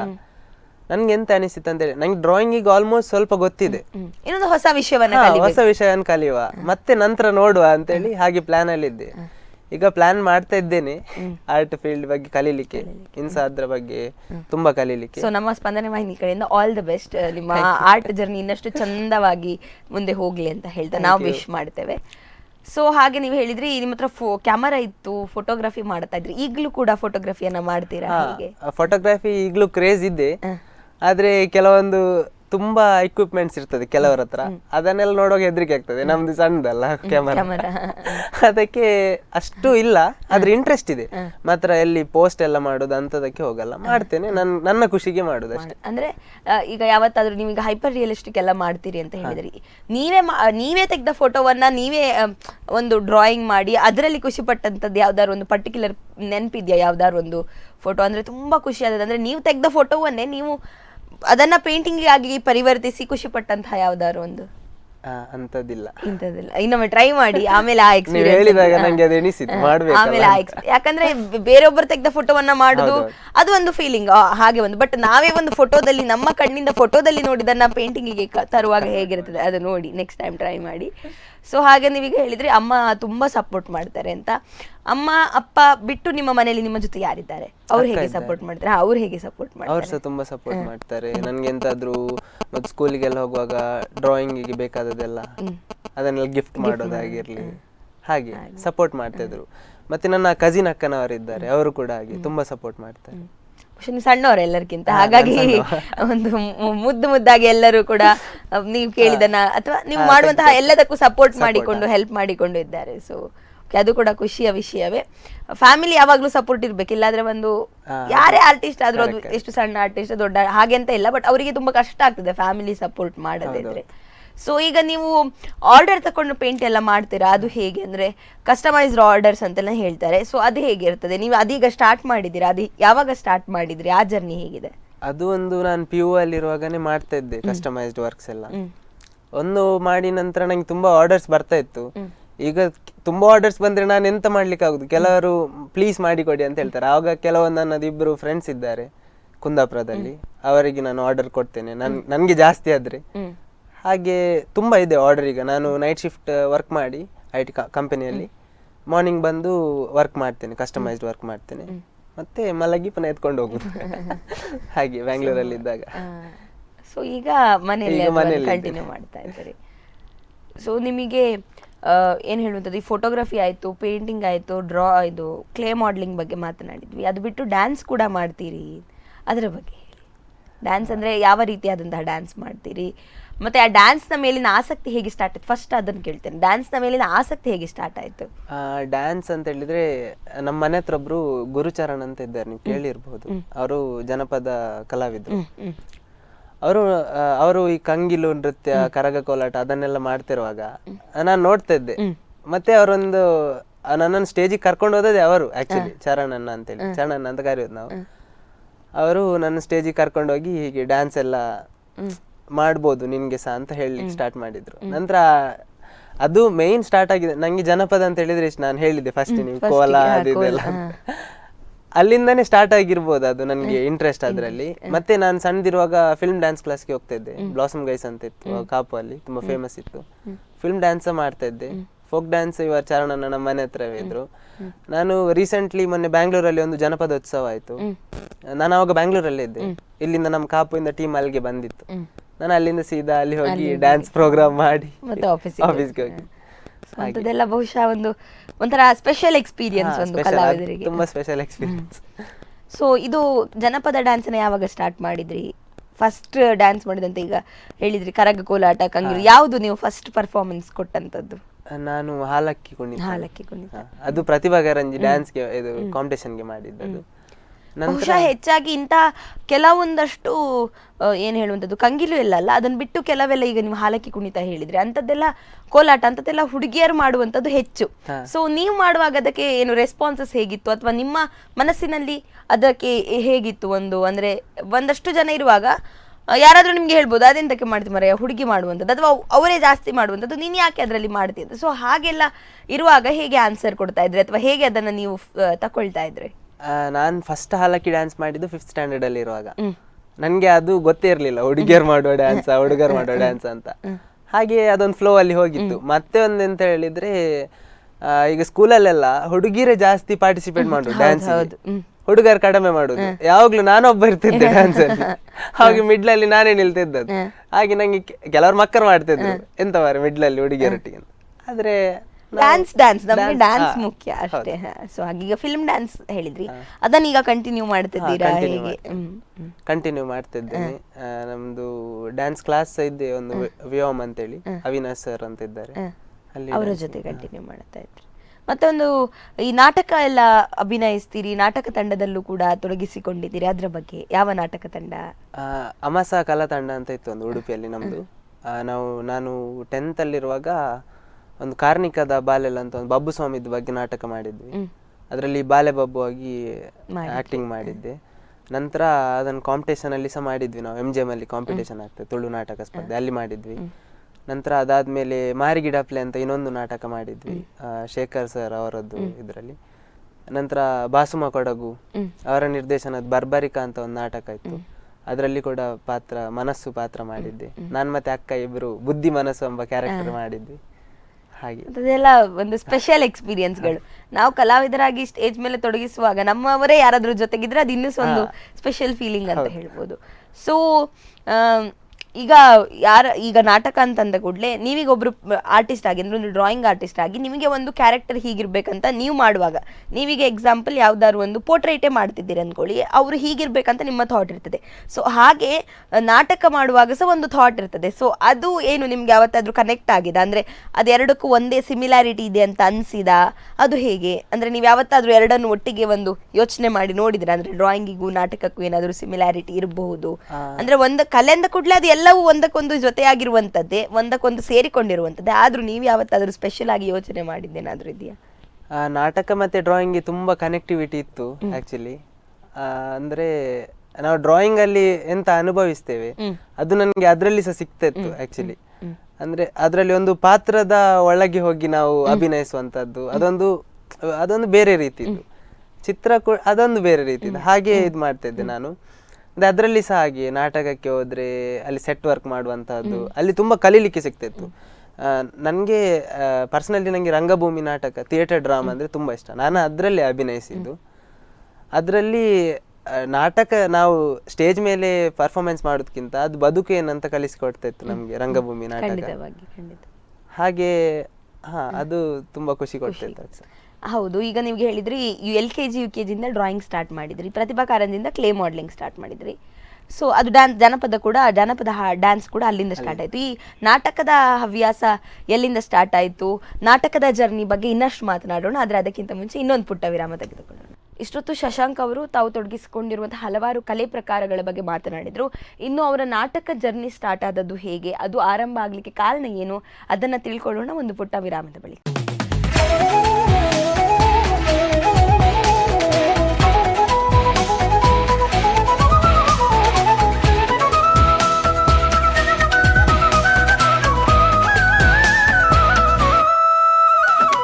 ವೀಕ್ಷಕರೇ, ಮತ್ತೊಮ್ಮೆ ಕಲಾವಿದ ವಿಶೇಷ ಕಾರ್ಯಕ್ರಮಕ್ಕೆ ಸ್ವಾಗತ. ಇವತ್ತು ನಮ್ಮೊಂದಿಗಿದ್ದಾರೆ ಶಶಾಂಕ್ ಅವರು. ಅವರೊಂದು ಕಲಾಪಯಣದ ಬಗ್ಗೆ ಸಾಕಷ್ಟು ಮಾತನಾಡಿದ್ವಿ. ಇದೀಗ ಬನ್ನಿ ಇನ್ನಷ್ಟು ಮಾತನಾಡಲಿಕ್ಕಿದೆ, ಮಾತನಾಡೋಣ. ಮತ್ತೊಮ್ಮೆ ಕಾರ್ಯಕ್ರಮಕ್ಕೆ ಸ್ವಾಗತ ಹೇಳ್ತಾ ನಾವು ನಾಟಕದ ನಿಮ್ಮ ನಾಟಕದ ಜರ್ನಿ ಬಗ್ಗೆ ಮಾತನಾಡ್ತಿದ್ವಿ. ಮೊದಲು ನೀವು ನಾಟಕ ಅಂದ್ರೆ ಆರಂಭಿಸಿದ್ದು ಹೇಗೆ, ಅಥವಾ ನಾಟಕದಲ್ಲಿ ನಾನು ಅಭಿನಯಿಸ್ತೇನೆ ಅಂತ ಅನಿಸಿದ್ದು ಹೇಗೆ, ಅದು ಎಲ್ಲಿಂದ ಸ್ಟಾರ್ಟ್ ಆಯ್ತು? ನಾಟಕ ಅದು ನನ್ನ ತುಂಬಾ ಇಷ್ಟದ ಒಂದು ಇದ್ರದ್ದು ಕತೆ ಇತ್ತು. ಅವತ್ತು ಬಬ್ಬು ಸ್ವಾಮಿದ್ದು ಸ್ಟೋರಿ, ಕಾರ್ಣಿಕದ ಬಾಲೆಲ್ಲ ಅಂತ ಒಂದು ನಾಟಕ ಇತ್ತು. ಅದಕ್ಕೆ ನಾನಿಗೆ ಫೋಕ್ ಡ್ಯಾನ್ಸಿಗೆ ಹೋದಲ್ಲಿ ಒಂದು ಮೇಕಪ್ಗೆ ಹೋಗಿದ್ದೆ. ಅಲ್ಲಿ ಒಬ್ರು ಕೇಳಿದ್ರು, ನಿನ್ಗೆ ಹೀಗೆ ಪಾರ್ಟ್ ಮಾಡ್ಬೋದಾ ಅದು ನಾಟಕದಲ್ಲಿ ಅಂತ. ನನಗೆ ಆ್ಯಕ್ಚುಲಿ ಗೊತ್ತಿರಲಿಲ್ಲ ನಾನು ನಾಟಕ ಮಾಡ್ತೇನಂತ. ಅದೇ ಸ್ಟಾರ್ಟಿಂಗ್. ನಾನು ಅವಾಗ 10th ಅಲ್ಲಿ ಏನೋ ಇದ್ದೆ. ಅವ್ರು ಬಂದು ಕೇಳಿದ್ರು, ಅವ್ರು ಶೇಖರ್ ಅಂತ, ಶೇಖರ್ ಅಂಕಲ್. ಅವ್ರು ಬಂದು ಕೇಳಿದ್ರು ನನ್ನ ಹತ್ರ, ಮಾಡ್ಬೋದಾ ನಾಟಕ ಪಾತ್ರ ಮಾಡ್ಬೋದಾ ಅಂತ. ನಂಗೆ ಗೊತ್ತಿಲ್ಲ, ಕರ್ಕೊಂಡೋಗಿ ಕಲಿಸಿ ಮಾಡಿದ್ರೆ ಟ್ರೈ ಮಾಡ್ತೇನಂತ. ಅಲ್ಲಿ ಅವ್ರಿಗೆ ಖುಷಿ ಆಯ್ತು ಇದು ನೋಡಿ, ನಾಟಕ ಅಭಿನಯ ನೋಡಿ. ನಂತರ ಅಲ್ಲಿಂದ ಸ್ಟಾರ್ಟ್ ಆಯ್ತು. ಅಂದ್ರೆ ಹೆಚ್ಚಿನದೆಲ್ಲ ನಿಮ್ಮ ಜೀವನದಲ್ಲಿ ಆಕಸ್ಮಿಕವಾಗಿ ನಡೆದಿದ್ದು, ಒಂದು ಶಾರದೆ ಮಾಡಿದ್ದಾಗಿರ್ಬೋದು, ಈ ನಾಟಕಕ್ಕೆ ಬಂದಂತದ್ದಾಗಿರ್ಬಹುದು. ಸೊ ಆಕಸ್ಮಿಕ ಅನ್ನುವಂಥದ್ದು ಕಡೆ ತನಕ ಉಳಿದುಕೊಂಡಿದೆ ಅಂತ ಹೇಳ್ಬಹುದು. ಸೊ ಅಂದ್ರೆ ಒಂದೊಂದು ನಾಟಕದಲ್ಲಿ ಒಂದೊಂದು ಪಾತ್ರ ಆಗ್ಬೇಕಾಗ್ತದೆ. ಸೊ ಆ ಎಕ್ಸ್ಪೀರಿಯನ್ಸ್ ಹೇಗಿತ್ತು? ನೀವು ಒಂದು 4-5 ನಾಟಕಗಳಲ್ಲಿ ಮಾಡಿದ್ದೀರಿ, ಅದರ ಹೆಸರು ಹೇಳಿದ್ರಿ, ಪಾತ್ರಗಳ ಹೆಸರು ಹೇಳಿದ್ರಿ. ಸೊ ಅದರಲ್ಲಿ ತುಂಬಾ ಇಷ್ಟವಾದಂತಹ ಪಾತ್ರ ಯಾವುದು, ಅಂದ್ರೆ ನಿಮ್ಮ ಮನಸ್ಸಿಗೆ ಹತ್ತಿರವಾದಂಥದ್ದು, ಅಥವಾ ಆ ಕಥೆಯಲ್ಲಿ ಆ ಪಾತ್ರ ನಿಮ್ಗೆ ತುಂಬಾ ಇಷ್ಟವಾದಂಥದ್ದು ಅಂತ ಪಾತ್ರ ಯಾವುದು? ಅದೇ ನಾನು ಫಸ್ಟ್ ಮಾಡಿದ ನಾಟಕ ಬಬ್ಬು ಸ್ವಾಮಿದ್ದು, ಬಾಲೆ ಬಬ್ಬುದ್ದು ಮಾಡಿದ್ದೆ. ಅದು ತುಂಬಾ ಇಷ್ಟ ಆದ ಪಾತ್ರ. ಸೊ ಅಂದ್ರೆ ನೀವೀಗ ಲೈವ್ ಪರ್ಫಾರ್ಮೆನ್ಸ್ ಕೊಡುವಂಥದ್ದು, ಈಗ ನಾಟಕ ಅಂದ್ರೆ ಯಾರು ಇರಬಾರ್ದು ಅಂತೆಲ್ಲ ಹೇಳಲಿಕ್ಕೆ ಅಂದ್ರೆ ಅದಾಗುವುದಿಲ್ಲ. ಸೊ ಹಾಗಿರುವಾಗ ಜನರ ಫೀಡ್ಬ್ಯಾಕ್ ಅನ್ನ ಅಥವಾ ಜನರ ಕಾಂಪ್ಲಿಮೆಂಟ್ಸ್ ಅನ್ನ ನೀವು ಹೇಗೆ ತಗೊಳ್ತಾ ಇದ್ರಿ? ಅಂದ್ರೆ ಈಗ ಒಂದಷ್ಟು ಜನರಿಗೆ ಪೇಂಟಿಂಗ್ ಮಾಡುವಾಗ ಆದ್ರೂ ನೀವು ನಿಮ್ಮ ಆಚೆ ಸೈಡಿಗೆ ತಿರುಗಿ ಮಾಡುವಂಥದ್ದು, ನೀವು ಒಂದು ಇದರಲ್ಲಿ ಎಷ್ಟು ಕ್ರೌಡ್ ಇದ್ರೆ ಸಹ ನಿಮ್ಮ ಒಂದು ಪರ್ಟಿಕ್ಯುಲರ್ ಒಂದು ಫೇಸ್ ಮಾಡಿ ಕ್ಯಾನ್ವಾಸ್ ನೋಡಿ ಮಾಡುವಂಥದ್ದು. ಇದು ನಾಟಕ ಹಾಗಲ್ಲ, ಒಂದಷ್ಟು ಜನ ನಿಮ್ಮನ್ನೇ ನೋಡ್ತಾ ಇರ್ತಾರೆ, ನೀವೇ ಸೆಂಟರ್ ಆಫ್ ಅಟ್ರಾಕ್ಷನ್ ಆಗಿರ್ತೀರಿ. ನಿಮ್ಮ ಐ ಕಾಂಟ್ಯಾಕ್ಟ್ ಕೂಡ ಅಲ್ಲೇ ಯಾರ ಹತ್ರ ಒಬ್ಬರ ಹತ್ರ ಇರ್ತದೆ, 4 ಜನರ ಹತ್ರ ಇರ್ತದೆ ಐ ಕಾಂಟ್ಯಾಕ್ಟ್. ಸೊ ಆ ಫೀಲಿಂಗ್ ಅಥವಾ ಆ ಒಂದು ಎಕ್ಸ್ಪೀರಿಯನ್ಸ್ ಹೇಗೆ? ಅದಕ್ಕೆ ತುಂಬಾ ಇದು ಕನೆಕ್ಟ್ ಆದ ಅಂತ ಹೇಳಿದ್ರೆ, ನಾನು ಡ್ಯಾನ್ಸ್ ಮಾಡ್ತಾ ಇದ್ದೆ ಅಲ್ಲ, ಅದು ನಂಗೆ ಕರೆಕ್ಟ್ ಇದೆ. ನಂಗೆ ಸ್ಟೇಜ್ ಫಿಯರ್ ಅಂತ ಇರಲಿಲ್ಲ. ಹಾಗೆ ಡ್ಯಾನ್ಸ್ ನಾಟಕಕ್ಕೆ ಒಳ್ಳೆ ಕನೆಕ್ಟ್ ಆಯ್ತು. ಅಲ್ಲಿಂದ ನಂಗೆ ಹಾಗೆಲ್ಲ ಸ್ಟೇಜ್ ಫಿಯರ್ ಆಗ್ತಿರ್ಲಿಲ್ಲ, ಕರೆಕ್ಟ್ ಆಗಿ ಮಾಡ್ತಾ ಇದ್ದೆ. ಸೊ ನೀವು ಒಂದು ಇಷ್ಟು ಕಲಾ ಪ್ರಕಾರಗಳಲ್ಲಿ ತೊಡಗಿಸ್ಕೊಂಡಿದ್ರಿ, ಯಾವತ್ತಾದ್ರೂ ಅನ್ಸಿದ್ಯಾ ಅಂದ್ರೆ ಯಾವ್ದಾದ್ರು ಒಂದು ಇದು ನನಗೆ ಬೇಡ ಇತ್ತು, ಸುಮ್ಮನೆ ಕಲ್ತು ನಾನು ಅಂದ್ರೆ ಯಾರಾದ್ರೂ ಒಬ್ಬನಷ್ಟು ಓದಿ ಅಥವಾ ಇನ್ನೊಂದು ಓದ್ರಲ್ಲಿ ಅಚೀವ್ ಮಾಡಿದಾಗ, ಅಥವಾ ಯಾರೋ ಒಬ್ರು ಯಾಕೆ ನೀನು ಇದನ್ನು ಮಾಡ್ತಾ ಇದ್ದಿ ಅಂತ ಕೇಳುವಾಗ ನಿಮ್ಗೆ ಯಾವತ್ತಾದ್ರೂ ಅನ್ಸಿದ್ಯಾ, ನಾನು ಮಾಡಬಾರ್ದಿತ್ತು, ಬೇಡ ಇತ್ತೇನೋ ಇದು ನನಗೆ ಅಂತ ಅನ್ಸಿದ್ಯಾ? ಅಥವಾ ಒಂದು ಆ ರೀತಿಯಲ್ಲಿ ಬೇಡ ಅಂತ ಅನ್ಸಿದ್ದು, ಅಥವಾ ಯಾವುದೋ ಒಂದು ಪೇಂಟಿಂಗ್, ಯಾವುದೊಂದು ಎಕ್ಸಾಂಪಲ್ ಕಸ್ಟಮೈಸ್ಡ್ ಆರ್ಡರ್ ಅಂತವೇ ಹೇಳುವ, ಒಂದು ಅರ್ಧ ಮಾಡಿದಷ್ಟು ಅದು ಆಗ್ಲಿಲ್ಲ, ಇನ್ನು ಕಂಟಿನ್ಯೂ ಮಾಡಿದಾಗ ಅದು ನಾವು ಎಣಿಸಿದಾಗೆ ಬರುವುದಿಲ್ಲ, ತುಂಬಾ ದಿನ ಇಲ್ಲ, ಒಂದಷ್ಟೇ ದಿನ, ಸ್ವಲ್ಪ ದಿನ ಇರುವಂಥದ್ದು ವಾಪಸ್ ಅವರಿಗೆ ಆರ್ಡರ್ ಕೊಡ್ಲಿಕ್ಕೆ.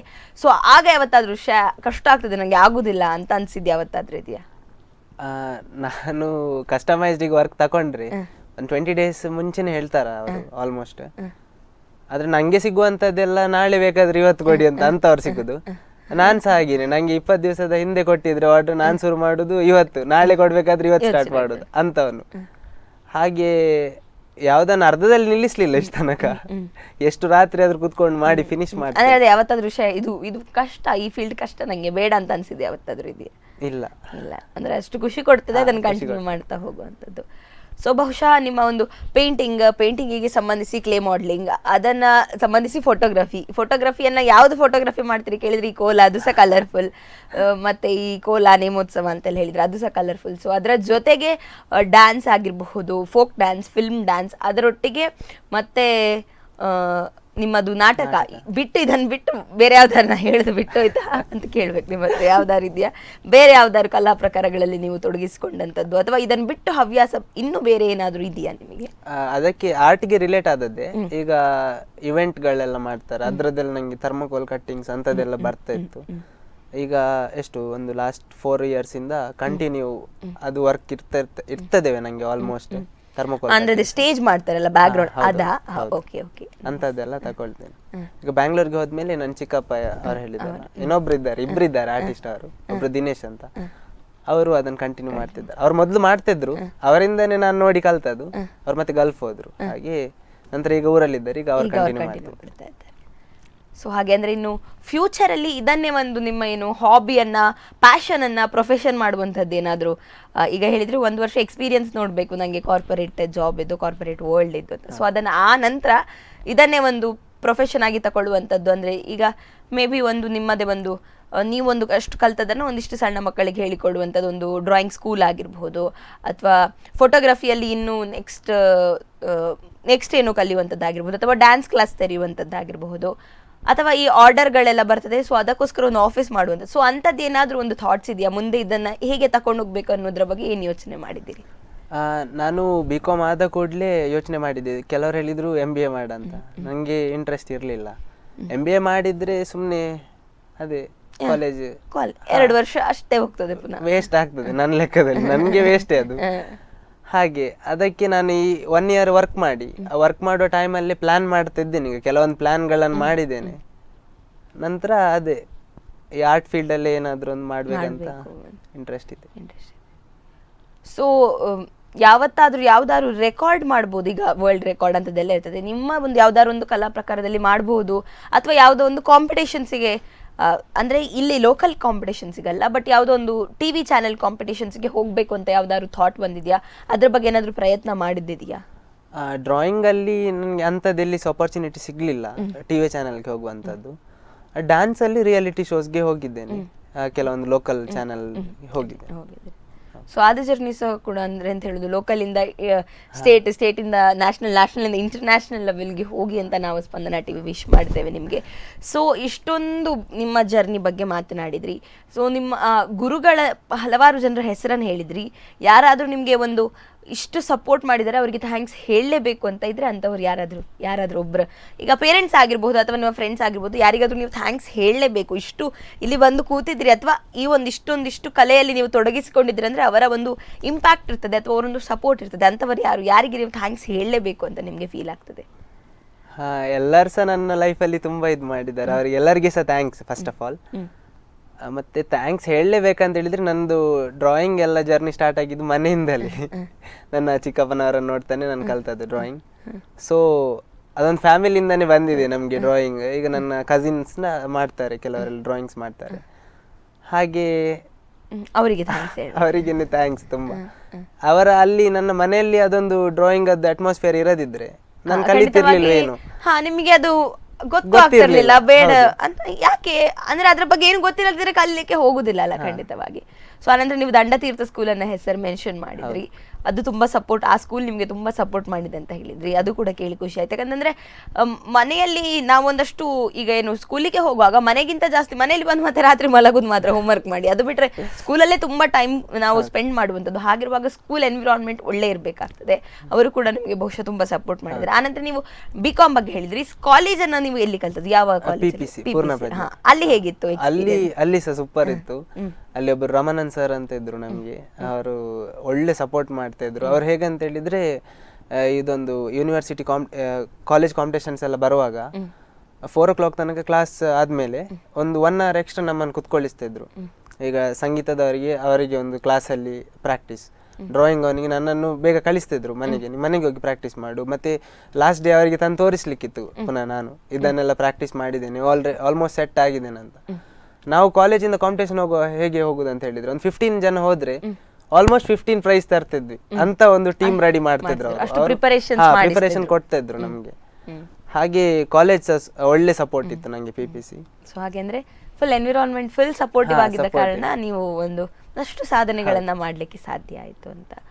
ಸೊ ಇದು ಬಿಟ್ಟು ಈಗ ಒಂದು ಡ್ರೀಮ್ ಇರ್ತದೆ, ಅಂದ್ರೆ ಎಕ್ಸಾಂಪಲ್ ಈಗ ನೀವು ಹೇಳಿದ್ರೆ ನಿಮ್ಮ ಹತ್ರ ತುಂಬಾ ಎಕ್ವಿಪ್ಮೆಂಟ್ಸ್ ಇಲ್ಲ ಫೋಟೋಗ್ರಫಿ, ಇದೇ ಒಂದು ಕ್ಯಾಮರಾ ಪರ್ಟಿಕ್ಯುಲರ್ ಕ್ಯಾಮರಾ ತಗೊಳ್ಬೇಕು ಅಂತ ಏನಾದ್ರೂ ಒಂದು ಡ್ರೀಮ್ ಇದೆಯಾ? ಅಂದ್ರೆ ಇನ್ನೂ ಅದರಲ್ಲಿ ಒಂದಷ್ಟು ಹೊಸತ್ತು ಏನಾದ್ರು ಮಾಡ್ಲಿಕ್ಕೆ ನೋಡಬಹುದು ಅಂತ ಯಾವ್ದಾದ್ರು ಒಂದು ಇದೇ ಕ್ಯಾಮರಾವನ್ನ ತಕೊಳ್ಬೇಕಂತ ಏನಾದ್ರು ಡ್ರೀಮ್ ಇದೆಯಾ? ಫೋಟೋಗ್ರಫಿಯಲ್ಲಿ ಅಂತದಿಲ್ಲ, ಆದ್ರೆ ಡ್ರಾಯಿಂಗ್ ಅಲ್ಲಿ ಕೆಲವೊಂದೆಲ್ಲ ಇದೆ ಆಸೆಗಳು ಅಂತದೆಲ್ಲ ತಕೊಳ್ಬೇಕಂತ. ಅದು ನೋಡುವ, ಅಂದ್ರೆ particular company brand paints, brand brushes ಎಲ್ಲ ಕೇಳಿದ್ದೇನೆ, ನನ್ಗೆ ಕೇಳಿ ಗೊತ್ತು ಅಂತದೆಲ್ಲ ತಕೊಳ್ಬೇಕು ಅನ್ನೋ ಆಸೆ ಇದೆ, ಬೇಗ ನೆರವೇರ್ಲಿ ನಮ್ಮ ವಿಶಸ್ ಅದಕ್ಕೆ. ಸೊ ಅದು ಬಿಟ್ಟು ನೀವೀಗ ಲೈವ್ ಪರ್ಫಾರ್ಮೆನ್ಸ್ ಬಗ್ಗೆ ಮಾತನಾಡಿದ್ರಿ, ಅಲ್ಲಿ ಹೇಗಿರ್ತದೆ ಎಕ್ಸ್ಪೀರಿಯನ್ಸ್? ಅಂದ್ರೆ ಯಾಕಂತಂದ್ರೆ ನೀವೀಗ ವಿಲಾಸ್ ನಾಯಕ್ ಹೇಳಿದ್ರಿ, ಯಾವತ್ತಾರು ಅವರ ಪರ್ಫಾರ್ಮೆನ್ಸ್ ನೋಡಿದ್ರೆ ನಿಮಗೆ ಒಂದು ಡ್ರೀಮ್ ಇರ್ತದೆ ಅವರನ್ನ ಮೀಟ್ ಮಾಡಬೇಕು ಅಂತ. ಸೊ ಹಾಗೆ ಲೈವ್ ಪರ್ಫಾರ್ಮೆನ್ಸ್ ಯಾರದ್ದಾದ್ರೂ ನೋಡ್ಲೇಬೇಕು, ಯಾರನ್ನಾದ್ರೂ ಇಂತಹವರನ್ನ ಮೀಟ್ ಮಾಡಲೇಬೇಕು ಅಂತ ಅಂದ್ಕೊಂಡಿರುವಂತಹ ಒಬ್ರು ಆರ್ಟಿಸ್ಟ್ ಯಾರಾದ್ರೂ ನಿಮ್ಮ ಲೈಫಲ್ಲಿ ಇದ್ದಾರೆ? ಅಂದ್ರೆ ಈಗ ಸಿಂಗರ್ಸಿಗೆ ಎಕ್ಸಾಂಪಲ್ ಈಗ ಶ್ರೇಯ ಘೋಷಾಲ್ ಅಂತ ಹೇಳ್ಬೋದು, ಒಂದು ಫೀಮೇಲ್ ಸಿಂಗರ್ಸ್ ಇದ್ರೆ ನಮ್ಗೆ ಅವ್ರನ್ನ ಮೀಟ್ ಮಾಡಲೇಬೇಕು ಅಂತ ಒಂದು ಡ್ರೀಮ್ ಇರ್ತದೆ. ಸೊ ನಿಮಗೆ ಹಾಗೆ ಯಾವ್ದಾದ್ರು ಆರ್ಟಿಸ್ಟ್ ಅನ್ನ ಮೀಟ್ ಮಾಡಲೇಬೇಕು ಅನ್ನುವಂತಹ ಡ್ರೀಮ್ ಇದೆಯಾ? ನನ್ಗೆ ಇದೆ, ವಿಲಾಸ್ ನಾಯಕ್ ಅವರನ್ನು ಮೀಟ್ ಆಗ್ಬೇಕಂತ. ಸೊ ಬೇಗ ಆಗ್ಲಿ, ಅದು ಕೂಡ ಬೇಗ ಆಗ್ಲಿ, ಅವರೊಟ್ಟಿಗೂ ಕೂಡ ನೀವು ಮಾತನಾಡಿ ಕಲಿಯುವಂತಹ ಒಂದು ಟೈಮ್ ಕೂಡ ಬೇಗ ಬರ್ಲಿ ಅಂತ ನಾವು ವಿಶ್ ಮಾಡ್ತಾ ಇದ್ದೇವೆ.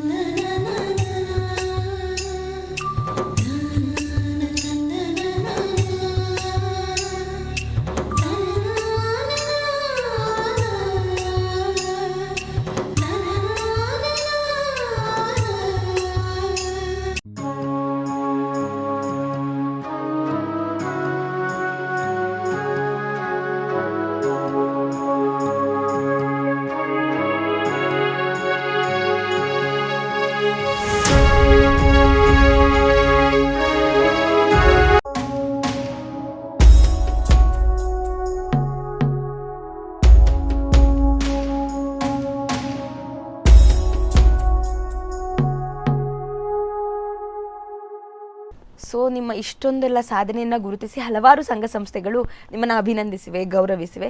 ಸೊ ಅದರೊಟ್ಟಿಗೆ ತಾಲೂಕು ಮಟ್ಟದ ರಾಜ್ಯೋತ್ಸವ ಪ್ರಶಸ್ತಿ ಕೂಡ ನಿಮಗೆ ಬಂದಿದೆ. ಅದರ ಬಗ್ಗೆ ಹೇಳಿ, ಆ ಎಕ್ಸ್ಪೀರಿಯನ್ಸ್ ಹೇಗಿತ್ತು? ಅಂದರೆ ನಿಮ್ಮ ಏಜ್ ಬಹಳ ಕಡಿಮೆ, ಒಂದಷ್ಟು ಸಾಧಕರ ಏಜ್ ಅವರೊಟ್ಟಿಗೆ ಕೂತ್ಕೊಳ್ಳುವಾಗ ಆ ಎಕ್ಸ್ಪೀರಿಯನ್ಸ್ ಹೇಗಿತ್ತು? ಅಂದರೆ ಕಲೆ ಅನ್ನುವಂಥದ್ದು ಯಾರಿಗಿದ್ರೂ ಅದು ಏಜ್ ಮ್ಯಾಟರ್ ಆಗೋದಿಲ್ಲ ಅಂತ ಅದರಿಂದ ನಾವು ತಿಳ್ಕೊಳ್ಬಹುದು. ಸೊ ಆ ಎಕ್ಸ್ಪೀರಿಯನ್ಸ್ ಹೇಗಿತ್ತು? ಅದು ಎಕ್ಸ್ಪೀರಿಯನ್ಸ್ ಅಂತ ಹೇಳಿದರೆ ಅದೊಂದು ಕಾಪು ಇದರಲ್ಲಿ ಬೀಚಲ್ಲಿ ಒಂದು ಫಂಕ್ಷನ್ ಇತ್ತು ಇದರದ್ದು ಕರ್ನಾಟಕ ರಾಜ್ಯೋತ್ಸವದ್ದು. ಆ ದಿನ ನಾನು ಲೈವ್ ಆರ್ಟ್ ಮಾಡಿದ್ದೆ ಕರ್ನಾಟಕ ಮಾತೆದ್ದು. ಸೊ ಅದು ನಂಗೆ ಗೊತ್ತಿರಲಿಲ್ಲ ಇದು ಎಂತೆಲ್ಲ ಪ್ಲ್ಯಾನ್ ಇತ್ತು ಅಂತೇಳಿ, ಜಸ್ಟ್ ಹೋಗಿ ಅವ್ರು ಕರೆದಿದ್ದಕ್ಕೋಸ್ಕರ ಮಾಡಿದ್ದೆ. ನೆಕ್ಸ್ಟ್ 2 ದಿನ ಬಿಟ್ಟು ಕರ್ನಾಟಕ ರಾಜ್ಯೋತ್ಸವ ಇದು ಫಂಕ್ಷನ್ ಇತ್ತು. ಸಡನ್ ನಂಗೆ ಪ್ರೀವಿಯಸ್ ಡೇ ಫೋನ್ ಬಂತು, ಹೀಗೆ ಸನ್ಮಾನ ಇದೆ ಬರ್ಬೇಕಂತ. ನಂಗೆ ಆವತ್ತು ಸಹ ಗೊತ್ತಿರ್ಲಿಲ್ಲ ಎಂತ ವಿಷಯ ಅಂತ.